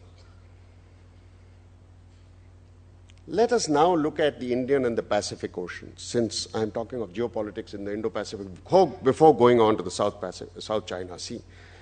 The Pacific Ocean is the largest. It's at 155.6 million square kilometers. The Indian Ocean is the smallest at 68.8 million square kilometers. But just have a good look at the northern edge of the Indian Ocean. Unlike the Pacific and the Atlantic, the Indian Ocean has a roof over its head. You would think it's a very good thing to have a shelter. It's the other way around. It does not have free access like the Pacific and the Atlantic. The only entry and access points into the Indian Ocean are choke points, vulnerability points. Therefore, it is very important to understand the kind of environment in which we in South and East Asia live. But it is even more important for powers in the West to realize this, and they have started realizing. Why? Anyone who has to economically engage from Atlantic to the Pacific or vice versa has no choice but to transit through the Indian Ocean. And those choke points are becoming points of vulnerability to the economic juggernaut of the world. So let me show you these choke points in the Indo-Pacific region, which are those points, the only points through which mercantile fleet carrying the economic wares of the world moves. On the west are the three choke points of Suez Canal, Strait of Hormuz, and the Mozambique Channel. And on the east are the Malacca, Sunda, and the Lombok Straits. And of course, the most important venturi of the day, insofar as economy, economic activity, and turmoil because of maritime disputes and territorial disputes are concerned, is the South China Sea. You don't have to look elsewhere in the world, and this situation has emerged after the end of the Cold War.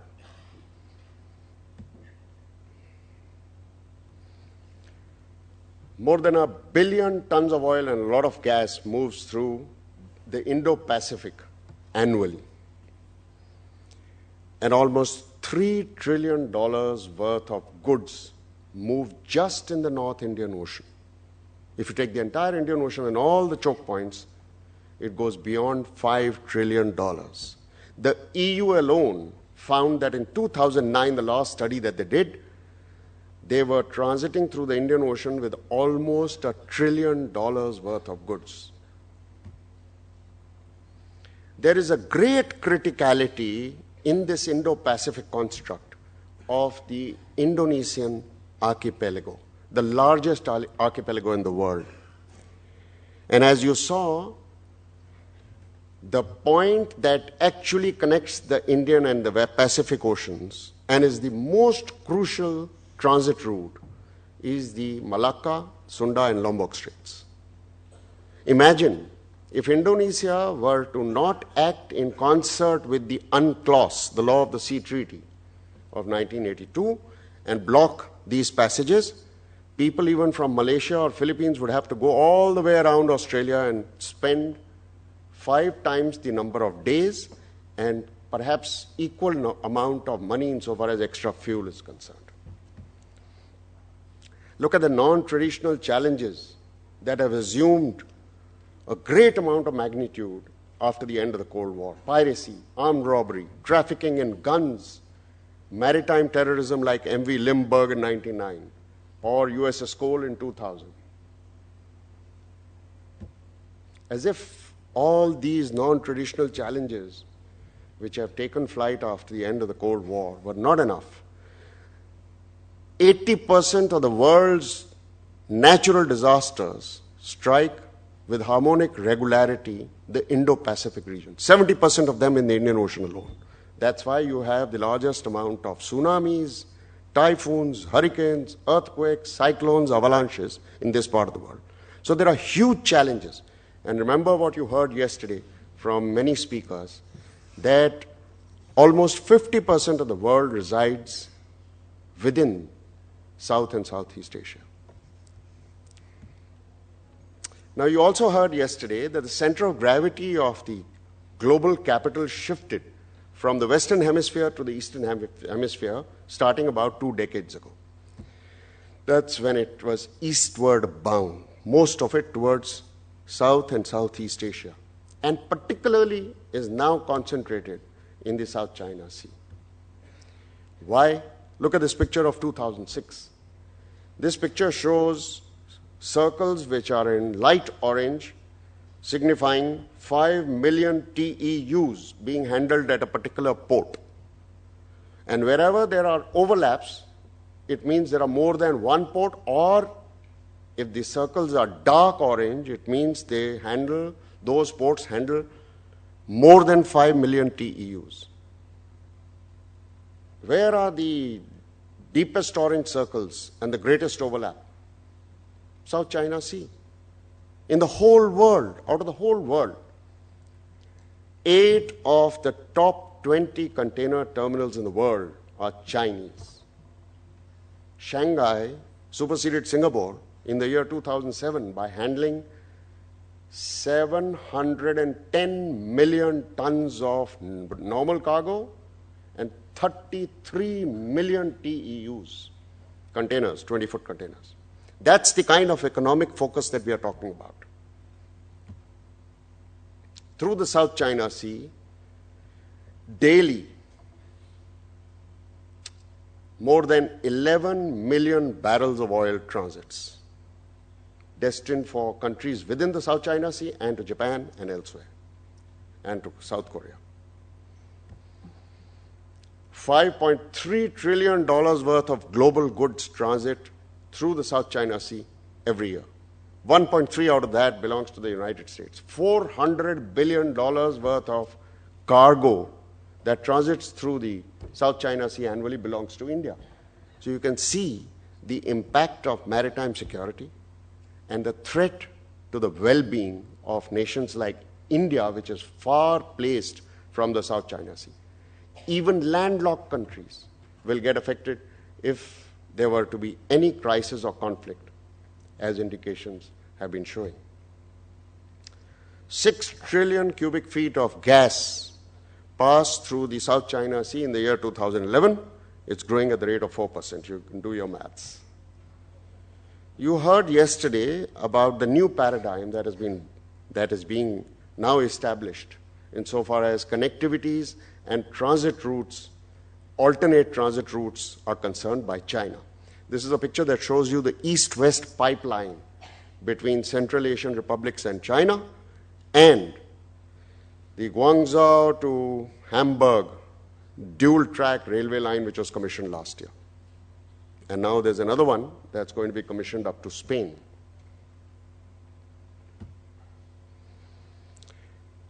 In early May this year, China brought in a $1 billion oil processing platform, deep sea oil processing platform, within the exclusive economic zone of Vietnam. That circle shows the exclusive economic zone of Vietnam, and that's the oil rig, 981. That's illegal and illegitimate. This is what causes not only disharmony, but also conflict. This was an act of intimidation because there were Coast Guard vessels and warships which were escorting, and a couple of people from the Vietnamese fishing boats lost their life with a trawler having been sunk. Why is it that China came into the exclusive economic zone of Vietnam? Because, as you must have heard, China from the year 2009 has been talking about the 9-dashed line. It covers 90% of the South China Sea, covering 90% of 3.6 million square kilometers of area. That hardly leaves any space for anybody else. Therefore, this line goes through the exclusive economic zone of almost all other claimants to some parts or the whole of the Parasil and Spratly group of islands. Illegal because you cannot draw lines on water. All maritime zones have to originate from proprietary and ownership of land. These are the 6 countries that claim either the whole or parts of the South China Sea's islands. But China claims the entire ocean area, which is not legal as per the law of the Sea Treaty, covering 90% of the South China Sea. Now, I said you cannot draw lines on the water. You can draw lines on terra firma to claim territory, on land.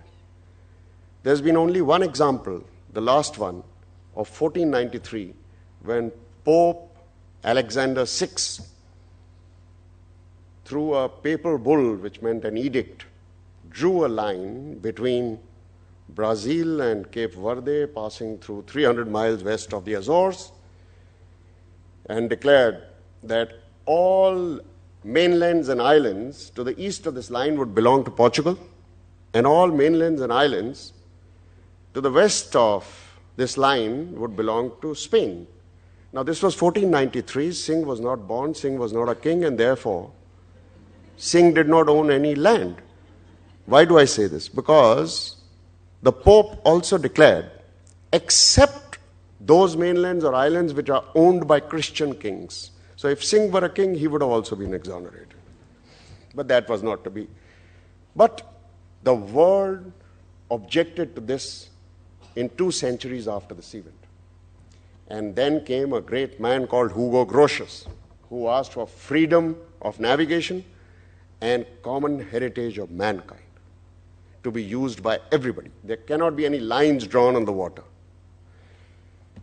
If India were to take a cue from the 9-dash line, India would claim that our ancestors used to collect toll in Socotra and Malacca and would draw a dholki of 50 dashes and say, these are our waters. If the United Kingdom were to open up their map of 1914 of the British Empire, they'll draw 1,000 dashes covering almost the entire world. You and me will have to go to the Arctic or the Antarctica to take refuge then. Therefore, there has to be a sense of legality and since all 166 nations, including all maritime states except 2, including the United States, have ratified the law of the sea treaty. You cannot go into illegality and start claiming parts of the sea. Why is China doing it? Let us understand. China, as you know, has surged towards north insofar as its economic juggernaut is concerned over the last 2 decades. It needs resources, and particularly essential raw materials.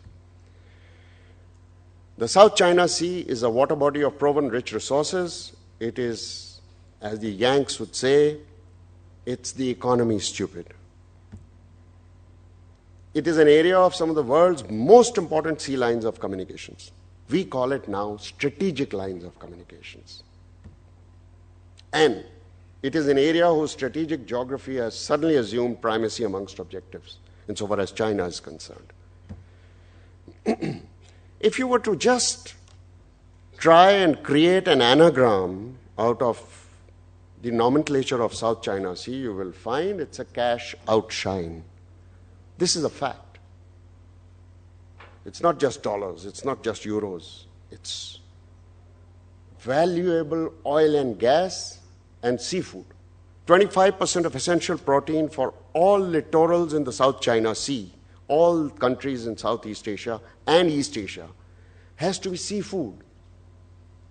And this area, nature has endowed to be the most promising harvest area of the world insofar as fish is concerned. 10% of the global fish catch comes out of the South China Sea.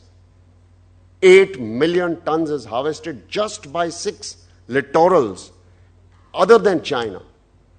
India, in a huge 2.2 million square kilometers of exclusive economic zone, is able to harvest only about 3.5 million tons. So you can see the comparison. And there, breakfast, lunch, dinner is all seafood. Therefore, insofar as China is concerned, it is also food for home and for export. Insofar as oil and gas is concerned, the China National Offshore Oil Corporation's estimates in 2012 said there are 125 billion barrels of oil hidden in the South China Sea and 500 trillion cubic feet of gas. These are discoverable, not yet fully proven.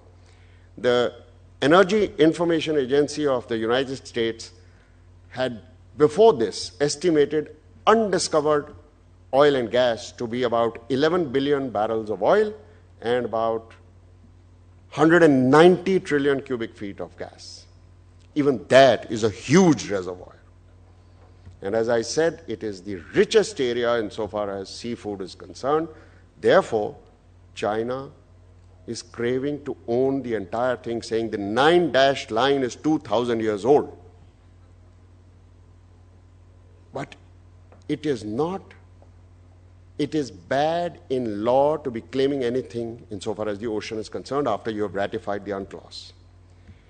The aim of China is to satiate its appetite for resources and, in particular, to claim strategic superiority in the Pacific. John Spaniel, in his famous book in 1975 called Games Nations Play, had said, when nations become greedy, most nations behave exactly like individuals. More, more, and more. Now, one has to remember that the South China Sea became a haven 2 decades ago, as I said, when all capital took flight from the Western Hemisphere to the Eastern Hemisphere. And it became a balle-balle paradigm. Now, Zoltan Merzey, I know I've got a chit saying you should have gone 5 minutes ago. Zoltan Merzey, the famous CEO of Dow Chemicals, not the infamous Dow Chemicals of America, but of Canada in 1978 before his retirement, made a speech where he said, money is a coward.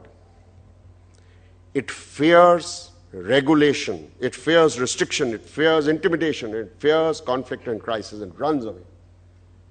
Perhaps some of these reasons must have aided the flight of capital from west to the east. And look at this picture of South China Sea, dark and gloomy. If money which is a coward, were to run away because of intimidation by one country, this is exactly what will happen over here. Now, what is the rest of the world doing in this scenario? Is it human or an ostrich? So the rest of the world has to rise and say, let's be mature. If we have all signed the Law of the Sea Treaty, the world cannot be a mute spectator. It must do cooperation and promote mutual understanding and accommodation, which are keys to a peaceful maritime environment. Look at this picture. It shows you in color code the number of journeys performed by the mercantile fleet in various parts of the world. Yellow is the densest color, more than 5,000 journeys performed by ships within the year, and various ships. Where is the densest line? The South China Sea. Seaborne trade is the engine of global and national economies. Therefore, the bottom line has to be freedom of navigation and respect for jurisdiction, which is non-negotiable. I think a picture, they say, speaks 1,000 words. And this famous philosopher said, what you do not want done to yourself, do not do to others. And you know his origin?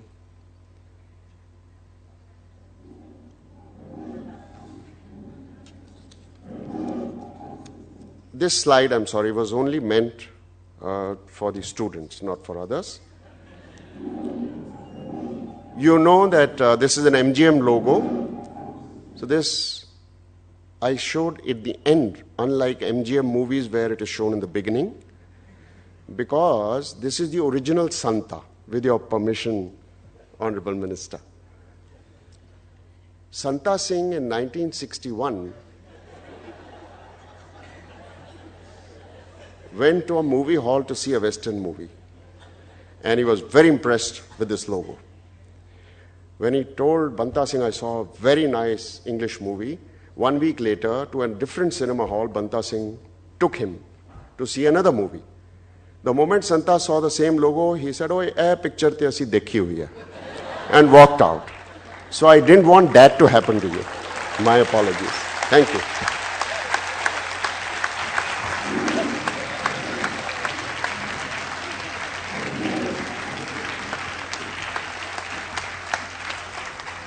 Thank you very much, Admiral Anup Singh, for a very comprehensive presentation.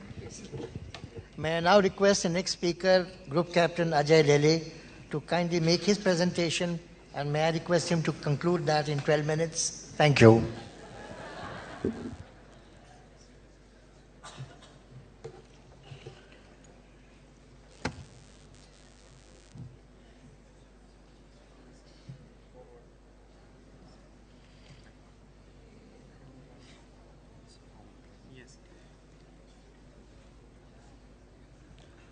Honorable Minister, Dr. Mujumdar, other dignitaries on the stage, ladies and gentlemen, Jai Hind to you. I am saying this, Mr. Minister, because it's not only people from Arunachal, in armed forces also, we do greet each other by using the word Jai Hind. Well, ladies and gentlemen, most of the things which actually I wanted to say have been said today, and I don't have, in fact, much to add over here. What I intend to do is that I'm trying to talk about the concept of a disconnect. Entire day yesterday, we were talking about the connectivity. Connectivity is extremely important. However, we just can't have a connectivity entirely based on economic thinking, because there is a underlying security perceptions also, and that's why I'm trying to use a word disconnect. So when I'm talking of a disconnect, I'm not saying that there is a disconnect which exists, but I'm saying that there could be a disconnect and we need to address these issues too. And from that perspective, I'm trying to look at India's Look East policy, which is now changing to India's Act East policy from a strategic perspective, and that's what is the title for my presentation. Just to give you a brief background, let's understand that we evolved this policy into early 90s. At that point of time, it was the end of a Cold War. So what used to happen was that the entire global scenario at that point of time was different than what was in earlier years when you had two specific blocks. I'm not saying that just because there was certain amount of inconvenience in deciding which block to go to, India decided to engage its neighbors. As it has been explained already by the minister also, we got cultural linkages, we got shared history. In fact, yesterday somebody made a mention that we also have malarias in other parts of the Southeast Asia and adjoining regions. That means we are being bitten by the same mosquitoes too. So we definitely have got certain amount of historical linkages, but we need to understand that India's policy came into being under two major issues. One is that we started doing economic liberalization in early 90s, and at that point of time, the Cold War also had ended. So what has happened is that since we evolved a policy to look at Northeast, we started engaging at various multilateral levels. I will not talk about it. Most of the issues like BIMSTECs, ASEAN and all that have been already spoken about. I will call this process as a dynamic process. You just can't have a policy, and that's why now we are talking of an act-is policy. Why I'm saying so that the process has to be dynamic? Because one must understand the situation which was there in early 1990s is no longer the same situation. The security perceptions, the challenges which are being happening because of issues related to security have changed over a period of time, and at the same time, India has also evolved. So when I'm talking of what happened was in early 90s and where we are standing today, definitely India has evolved, and the type of a rise which India has seen has been phenomenal. There are two other important issues which have happened during the same phase, and I'll come to it slightly later. First and most important thing, as it has been already explained, that geography is hugely important. We share our borders with Myanmar, and we got maritime borders with few other countries. But the most important lesson which not only India, others in the world also have drawn is the experience of 2004 tsunami. After tsunami had taken place, Indian Navy had moved immediately to help the people around into the region. And that has shown India's extent into the region.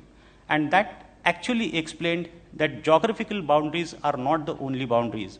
There are a few other boundaries also, and India has got a larger role to play in the entire region. What were the circumstances for India's strategic commitment? Let's accept the fact that after India had done the nuclear blast in 1998, hell broke loose as far as India's northeast and adjoining regions were concerned. All the countries, particularly countries like Japan, Australia, were extremely unhappy about India going nuclear. There were certain amount of repercussions also. In fact, Australia went to a level where army officers who were doing courses in those countries, the moment India went nuclear, within 24 hours they were asked to pack their baggage and go back home.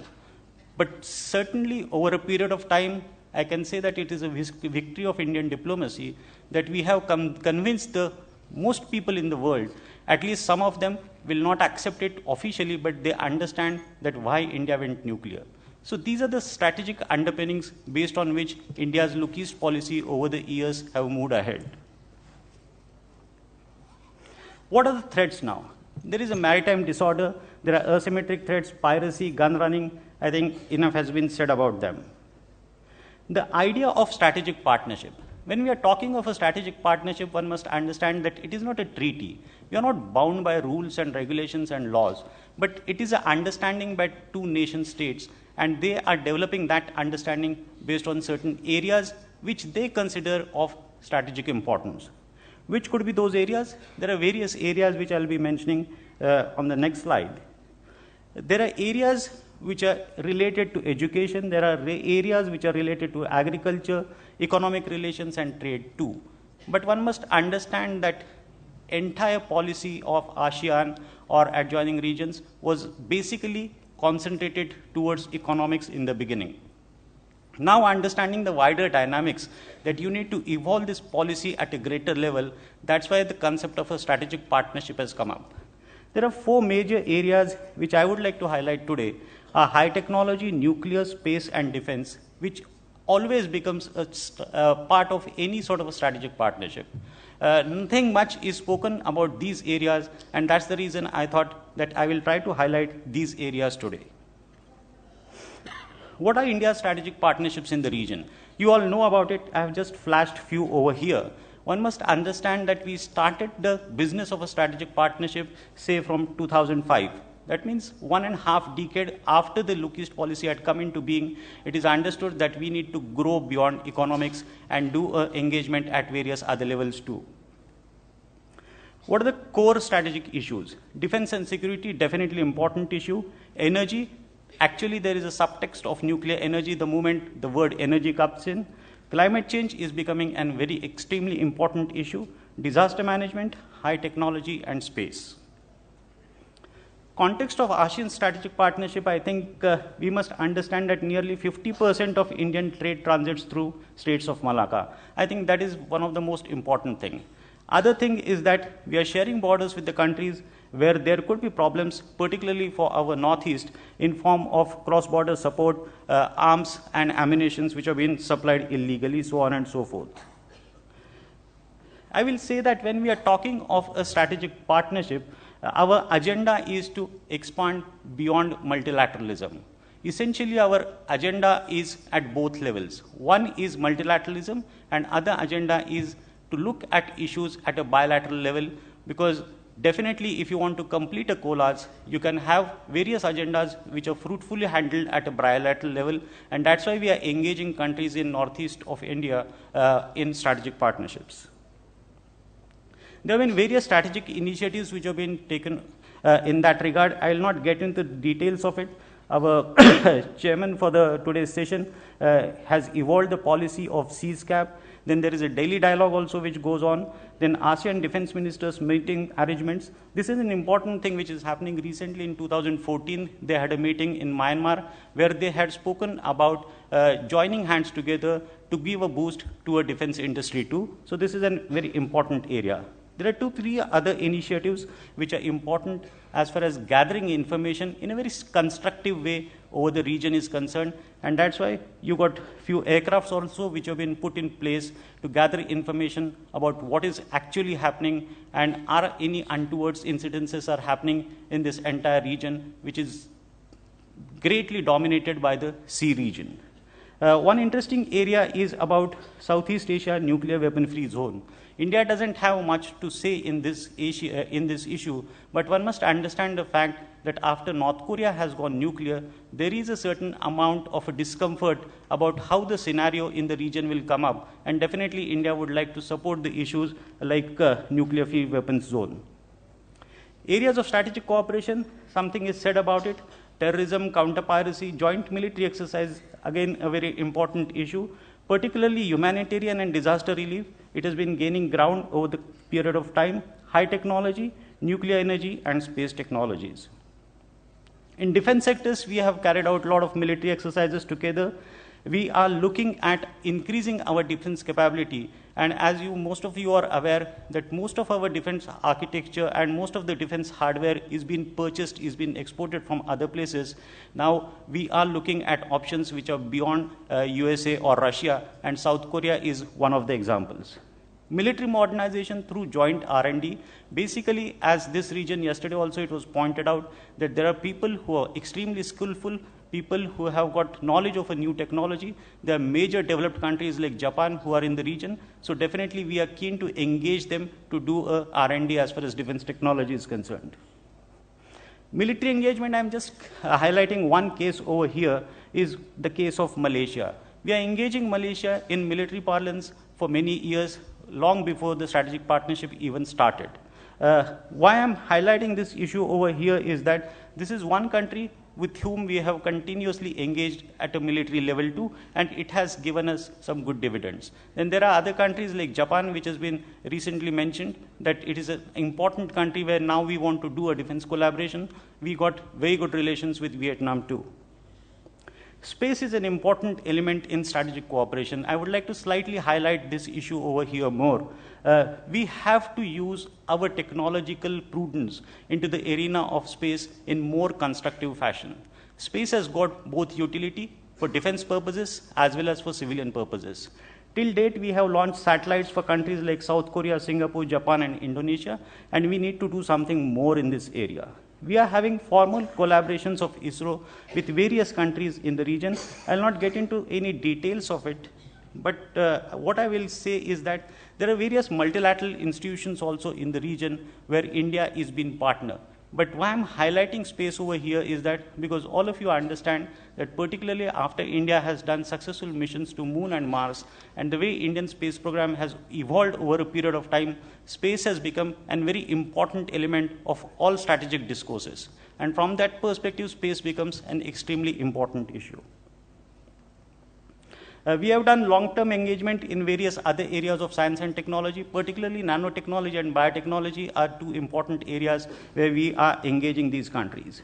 As far as nuclear suppliers group is also concerned, till date Japan had certain amount of reservations, but now those reservations also do not exist. We are looking at other countries, particularly South Korea is keen to invest in India as far as nuclear energy market and nuclear technologies are concerned.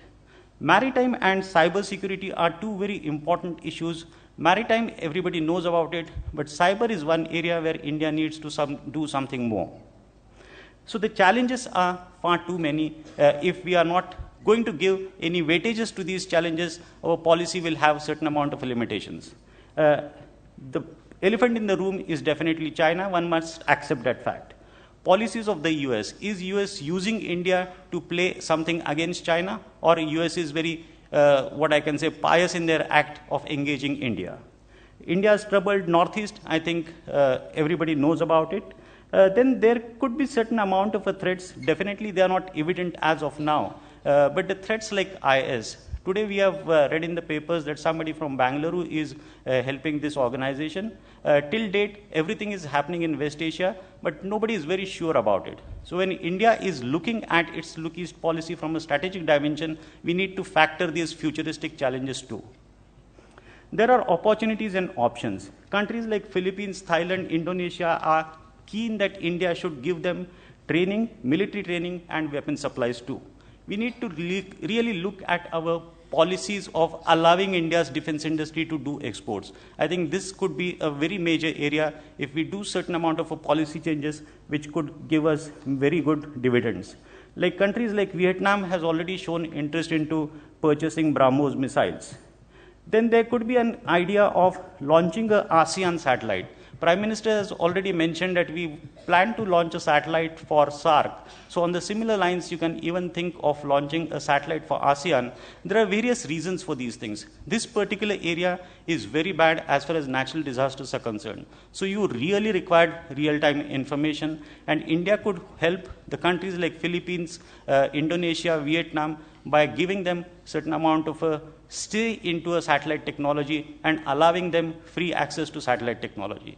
Other area where India could help them is the area of what I will say is that the Indian version of the GPS. India is developing its own network of satellites to have a regional navigational system. Already Prime Minister has said that we would like to give access to this system to other countries also. I think we got a capability to extend it to ASEAN region too. Indonesia is one country which is very close to equator, and that allows that country to develop a launching site. So even ISRO could think of developing a launching site over there. So there are various options which all these issues could give you. Cybersecurity is one more area which we need to concentrate. Green technologies is another area. So in conclusion, I will say that as far as India is concerned, India should not be seen as a patronizing state. What is important is that we need to cultivate these countries at a level of equality. Then China is an important factor, but should not be the only factor for India to engage Northeast. We need to make investments into areas of high technology and space because that allows us the soft power capability. At the end, I will say that strategic partnerships are long-term investments, so one should not see quick results as far as these partnerships are concerned. Thank you so much. Thank you very much, Group Captain Ajay Lele, for your very comprehensive presentation. I now request The next speaker, the last speaker for this morning, before I conclude the proceedings, Mr. Mohammad Jaseemuddin, to make his presentation in about 12 minutes.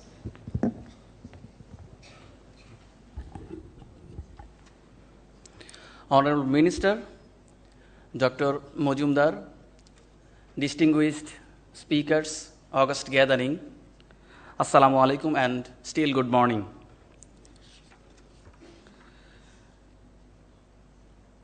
The first phase of India's lookist policy primarily focused on economic aspects. We all know. The second phase, since 2003, characterized by expanded definition of East, marked shift from trade to wider economic and security cooperation. Since 2012, India-ASEAN ties entered a new phase. Some experts call it enhanced lookist policy or lookist policy 3.0 strategy. What is it? It refers to India's strategy of strengthening relations with states in the Asia-Pacific beyond Southeast Asia. What are the factors that call for such updated version of lookist policy? And these are maritime interest, quest for energy, and engagement in the South China Sea and Indian Ocean. Several rationales are advanced as having contributed to development and evolution of lookist policy of India. One of the important points is forging security and defense links with countries of East and Southeast Asia. Strategic engagement, that is India's strategic engagement with Southeast Asia, is both bilateral and multilateral. We have already listened about the multilateral and bilateral arrangements. Bilaterally, India's strategic engagement and defense relations has been deepened and increased with Singapore, Malaysia, Indonesia, Vietnam, Myanmar, Thailand, and Philippines, and to some extent with Cambodia. Beyond ASEAN, India has deepened its strategic and defense collaboration with China, South Korea, and importantly, with Japan.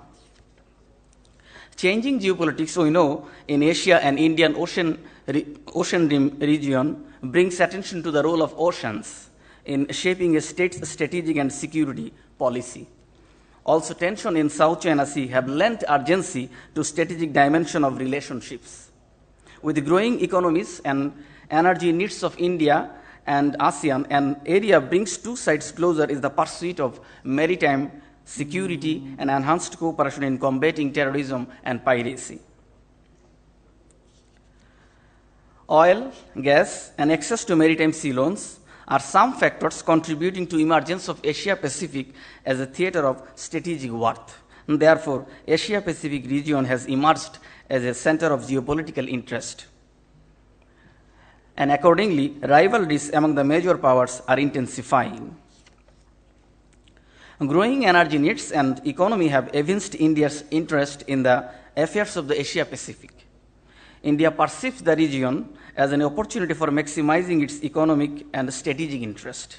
With almost 55% of India's trade with the Asia-Pacific transits through the South China Sea, India's maritime activities related to trade and exploration for hydrocarbons in the region, in accordance with principles of international law, have prompted India to look seaward, that is the Eastern Ocean, as a part of its new vision lookist policy 3.0 strategy that I mentioned earlier.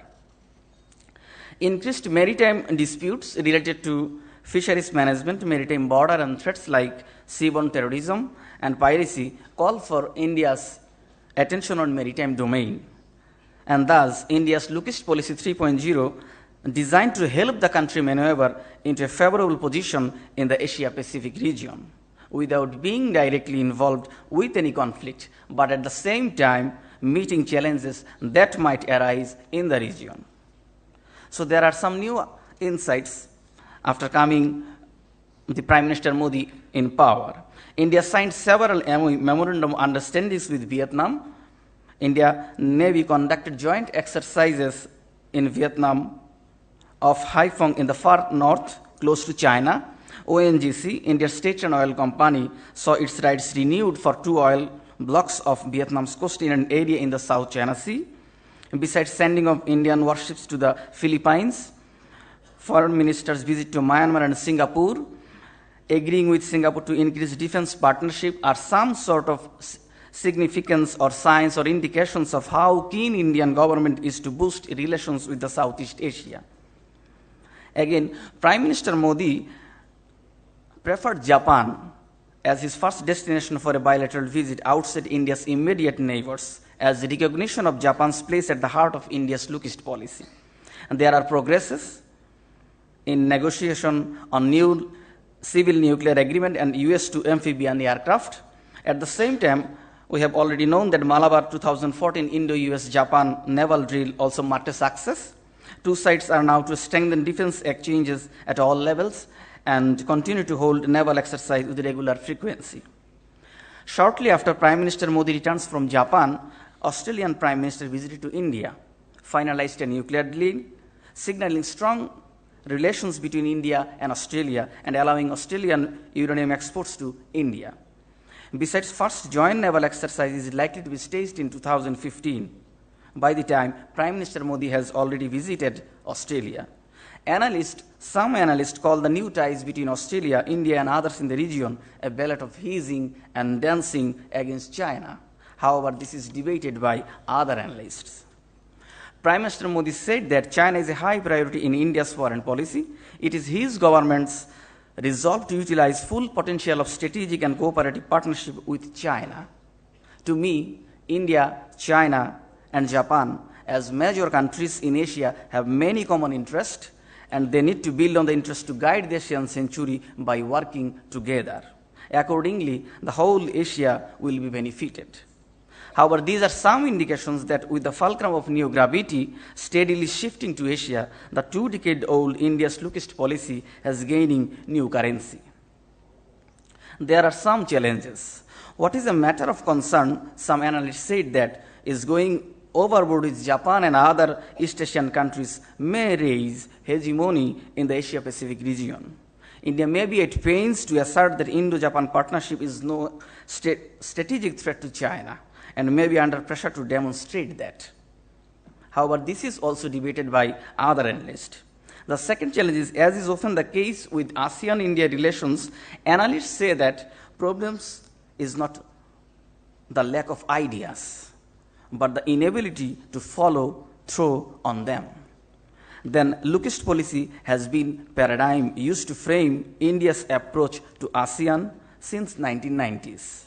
But given the gap between rhetoric and reality in India-ASEAN relations in the past, India's strategy in coming years should be to act Asia, the one of the major topic of this seminar, and India should be to act East Asia more concertedly. Therefore, success of India's look-east policy depends, I think, on a mix of regional and global factors. What is India's visualization of the region in terms of immediate and extended neighborhood as it enters into a crucial phase of transition? Now, let us give some shade on Bangladesh-India cooperation in respect to defense and security. How Bangladesh and India could jointly work with the framework of look-east policy in terms of security and defense cooperation.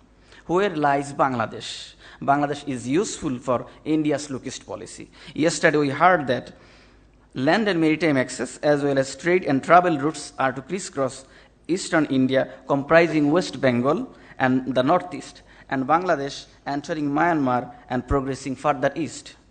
Bangladesh has a unique geographical location with nearly landlocked northeast regions of India, Yunnan province of China, and landlocked Bhutan and Nepal as its hinterlands.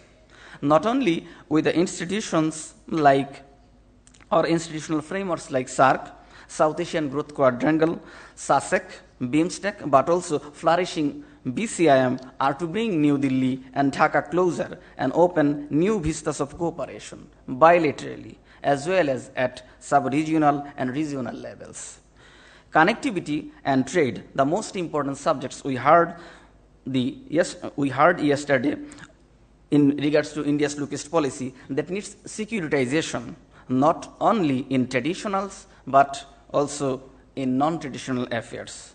Both Bangladesh and India will be benefited if they jointly work in curbing transnational crimes. So the final message is security concerns should not be taken into consideration for deepening regional and sub-regional physical connectivity. Rather, confidence-building events should be introduced and followed up with concrete policies as a matter of high priority. Thank you.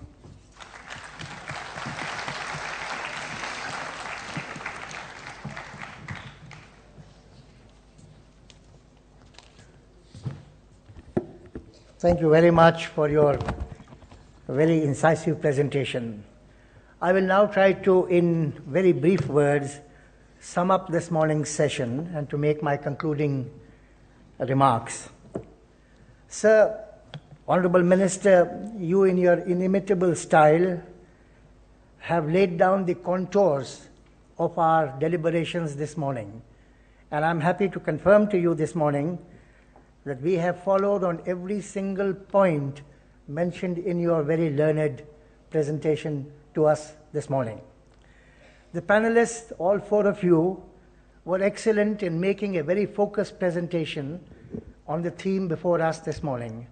I'm particularly grateful to you for looking into the future. None of us have a crystal ball, but some of us can attempt to look into the future and to see whether any course correction is needed.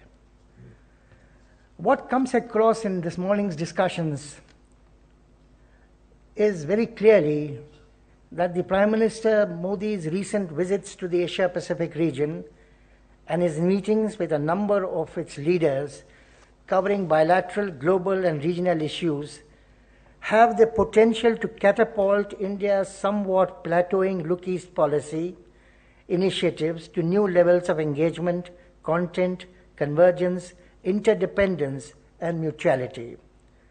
The importance that he attaches to relations with ASEAN, Japan, China, Australia, and South Korea, among others, is manifest in his evolving pragmatic Asia-Pacific policy, which he now calls Act East policy, to reflect his emphasis on proactive new initiatives and time-bound implementation of agreed programs premised on mutuality of interest, making the process irreversible and integral to our deepening engagement.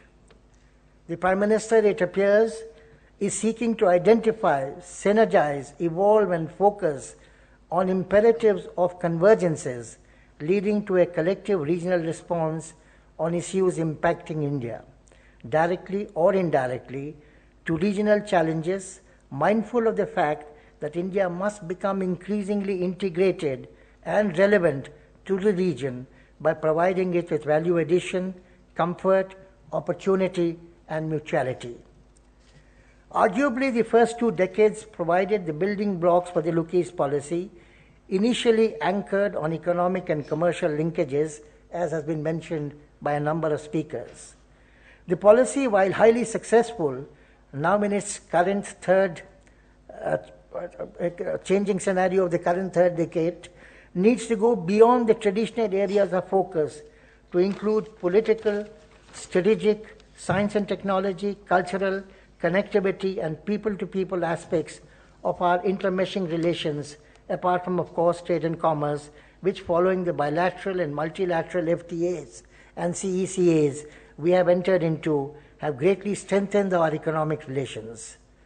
Defense and security, as has been emphasized by every speaker, defense and security aspects have now become a major priority in the calculus of evolving and reshaping stable regional equations.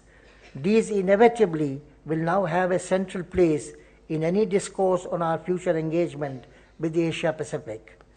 That, many believe, is the raison d'etre and central purport of the several strategic partnership agreements we have entered into with ASEAN and regional powers, including Japan, Australia, South Korea, China, and a number of other Southeast Asian countries. The strategic partnership agreements, and equally importantly, our membership of regional strategic defense dialogue fora, such as the ASEAN Regional Forum, ASEAN Defense Ministers Meeting Plus, Maritime Security Consultations, Eminent Persons Group, and Track 2 CSCAP, therefore must provide synergy an added enduring dimension, incrementality, mutuality, and security assurance to the hitherto limited framework of relations, mostly premised on trade and commerce, and use our participation in the above-mentioned defense-related regional dialogue fora more purposefully. In other words, we must now charter a new and a broader course of strategic convergence, encompassing areas beyond trade and commerce, which in any case, having acquired a critical mass following the FTAs and the bilateral agreements we have entered into, must now begin to move on autopilot, driven by self-propelling mutually reinforcing interests. The discourse must always bear in mind ASEAN centrality and our core interests, which fortuitously are now beginning to converge. The shadow of the US pivot or rebalance policy and the larger game being played out in the Asia-Pacific by both regional and extra-regional big powers must be factored into any regional policy prescription so as to safeguard and insulate the fragile regional equations from external influences. That appears to be Prime Minister Modi's vision of the next steps in our strategic partnership dialogues with the Asia-Pacific countries, leading to India slowly emerging as a valued partner and a player, also in turn benefiting from this wide-ranging partnership, making it a win-win proposition in which all stakeholders could develop an abiding interest. The Asia-Pacific can said to be in transition. The region is yet to find assured security and stability for all as the equations stand today. Common challenges of terrorism and maritime disputes, maritime insecurity, transnational crime, spread of terrorism, rise and destabilizing effect of religious fundamentalism and extremism, menace of drugs trafficking of humans and small arms, money laundering, etc., spread of weapons and materials and technology of mass destruction, and the danger of these landing in the hands of undesirable elements, concerns on energy and food security, challenges posed by climate change, natural disasters, pandemics, and above all the absence of genuine democracy, human rights, and freedom in many countries are all matters that need a common and a well-thought-out regional and bilateral response where possible, backed by legal instrumentalities. What compounds the region's difficulties are unresolved territorial disputes and the propensity of some powerful countries to challenge unilaterally and alter the status quo through force or other non-peaceful means. The fact that some state actors actively connive in cross-border destabilizing activities is another challenge. All these issues have now to be put on the table for discussion and resolution in our bilateral and multilateral regional strategic dialogues. Our own strategic dialogues with ASEAN and bilateral strategic dialogues with others will increasingly have to focus on these issues, even as we consolidate our links in other areas. For the evolving geostrategic and economic regional architecture, these issues are integral and indispensable to safeguard regional peace and security. That has to be the agenda for the decade that lies ahead. There are obvious convergences and differences. We will need to strengthen the convergences and manage the differences to the extent possible. India enjoys inherent advantages, as the Honorable Minister pointed out, as she is and is also perceived in the region to be and to have been throughout history non-hegemonistic, peaceful, and benign, now a growing military and economic power, well placed to play an important and balancing role and stabilizing role in evolving regional consensus and instrumentalities of cooperation. In the final analysis, our region's peace, security, stability, development, and aspirations are inseparable and interlinked and can only be secured in a framework of partnership and cooperation. The emerging regional strategic security and economic order and its instrumentalities to be enduring must reflect equity, comfort, security, transparency, and provide equal opportunity and responsibility commensurate with each capacity. That perhaps is the vision implied in the Act East policy. The Prime Minister has highlighted some of these issues in his interactions with regional leaders, both at the bilateral and multilateral levels.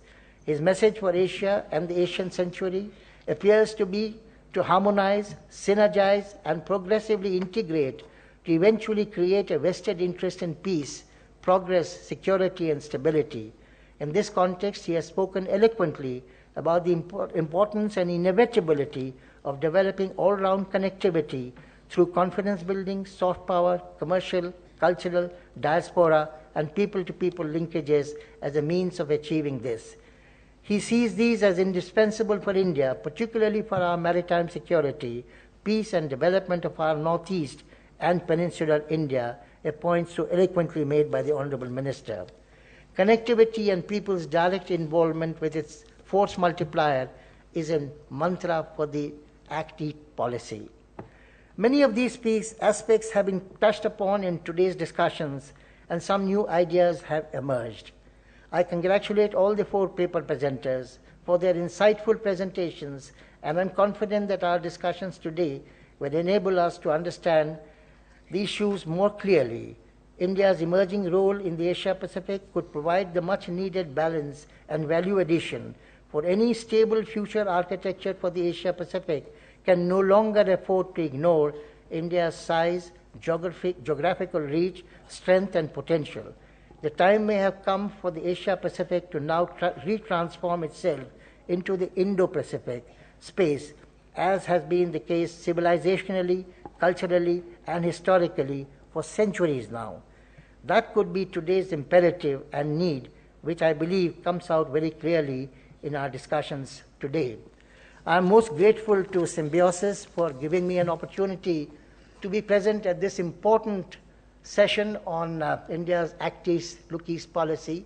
I am most grateful for the excellent hospitality and the arrangements made, and I certainly feel enriched by my presence here this morning. We have very limited time now, so distinguished participants, I will request you to kindly, if you have any questions, make them very briefly. We can take 3 questions so that, and do identify yourself, so that our panelists could respond to the extent time will permit us. The floor is open.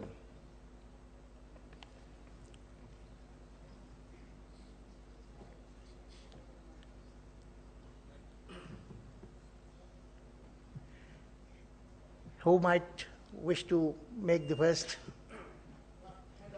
Yes, sir. Go ahead. Good morning. Wonderful session. Thank you very much. Question really for Admiral Singh, Vice Admiral Singh. You talked about the importance of the Indo-Pacific region. In that context, how do you look at the disappearance of MH370 with the best technologies available? Any other questions? We'll group the questions together and then request the panelists to respond. Anyone from this side?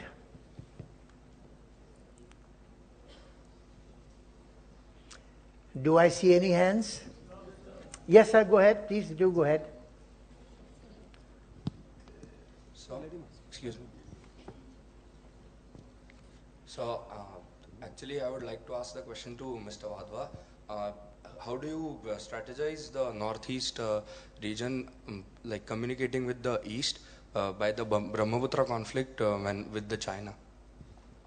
Okay, one more question. Is there? Yes, please go ahead.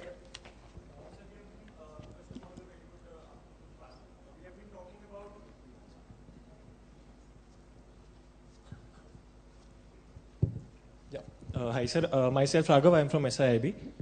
We have been discussing a lot about China. So what I wanted to know is, what should India's stand be on the new Asian Bank that China has proposed as a counterpart to the World Bank? Okay. May I now request the panelists to respond? First, may I request Ambassador Anil Badwa?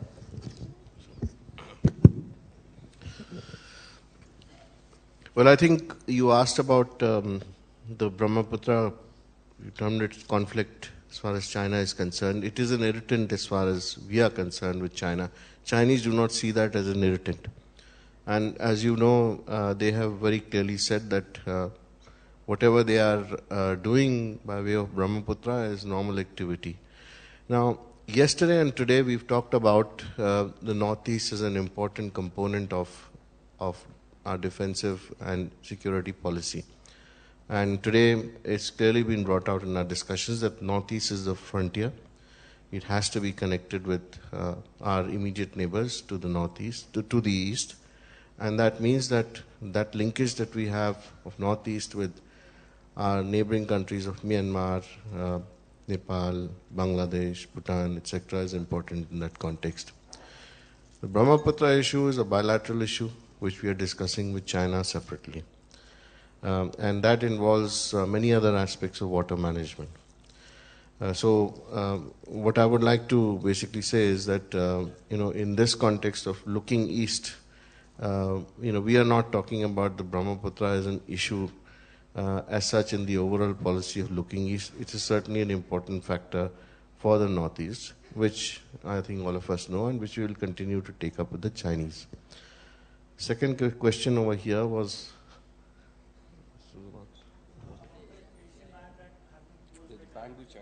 Chinese bank. Yeah, you talked about the bank. Of course, India has now joined the bank. As you know, it's a development bank. With the thought behind it is that we would be able to draw upon the resources from whichever source is possible for development of our infrastructure, for development of infrastructure of the region, and that we will be also able to shape policies as far as this bank is concerned in the future, if we are part of it from the very beginning. So we are very much there, and along with a number of other countries in the region. Thank you very much, Admiral Anup Singh. I guess you are asking about, your question is related to the disappearance underwater and not in the air. In the air, in any case, the nearest we have come to is from the Inmarsat company, which indicated that the pings or transmission echoes which come out of every Rolls-Royce engine, whether somebody has subscribed to maintenance contract or not, and is picked up by the Inmarsat satellite, and therefore it goes to the company itself, that is Inmarsat, the satellite trackers. Now, Malaysian Airlines had not contracted the maintenance contract, which is meant for Rolls-Royce engines, for the GE engines, because it is an expensive proposition. But the pings, the analysis of the pings took about 7 days, and therefore the Inmarsat company came to a conclusion that at so-and-so point over the Indian Ocean, the South Indian Ocean, the last ping was received by the satellite, the last echo. There is no confirmation on the exact point where the aircraft has gone down. Now, insofar as underwater detection is concerned, you must have heard that the greatest stealth weapon, offensive and defensive, that has been created over the seas is the submarine. Nobody has been able to master the technology because science of the underwater medium is such that detection can only take place by sound. About 15 years ago, the West had come out with blue-green laser, which can penetrate water up to 150 meters, but not been successful and therefore given up. The only way of detection underwater is sonar. And sonars cannot pick up aluminum kind of hulls of aircraft which have disintegrated. Even a huge submarine escapes detection because of salinity, humidity, temperature. And the depth of water there is 3.5 to 4 kilometers. Therefore, it's literally like a needle in a haystack. Thank you, sir. Would Group Captain Lily have a few comments to make at the end? No? What about Mr. Hussain? Yeah, Mr. Mohammed. I'm just responding the third question. A few days ago, when China was just started to open AIIB, Indian Prime Minister Modi faced an interview. A reporter just asked him that what is the India's role in while opening the new AIIB, Asian Infrastructure Investment Bank. Just the Prime Minister said that we have the missing links to be repaired and introduced, and we have deficits in infrastructure. So whenever any kinds of infrastructural financing, we will be ready to join and happy. Thank you. I hand you back to the organizers.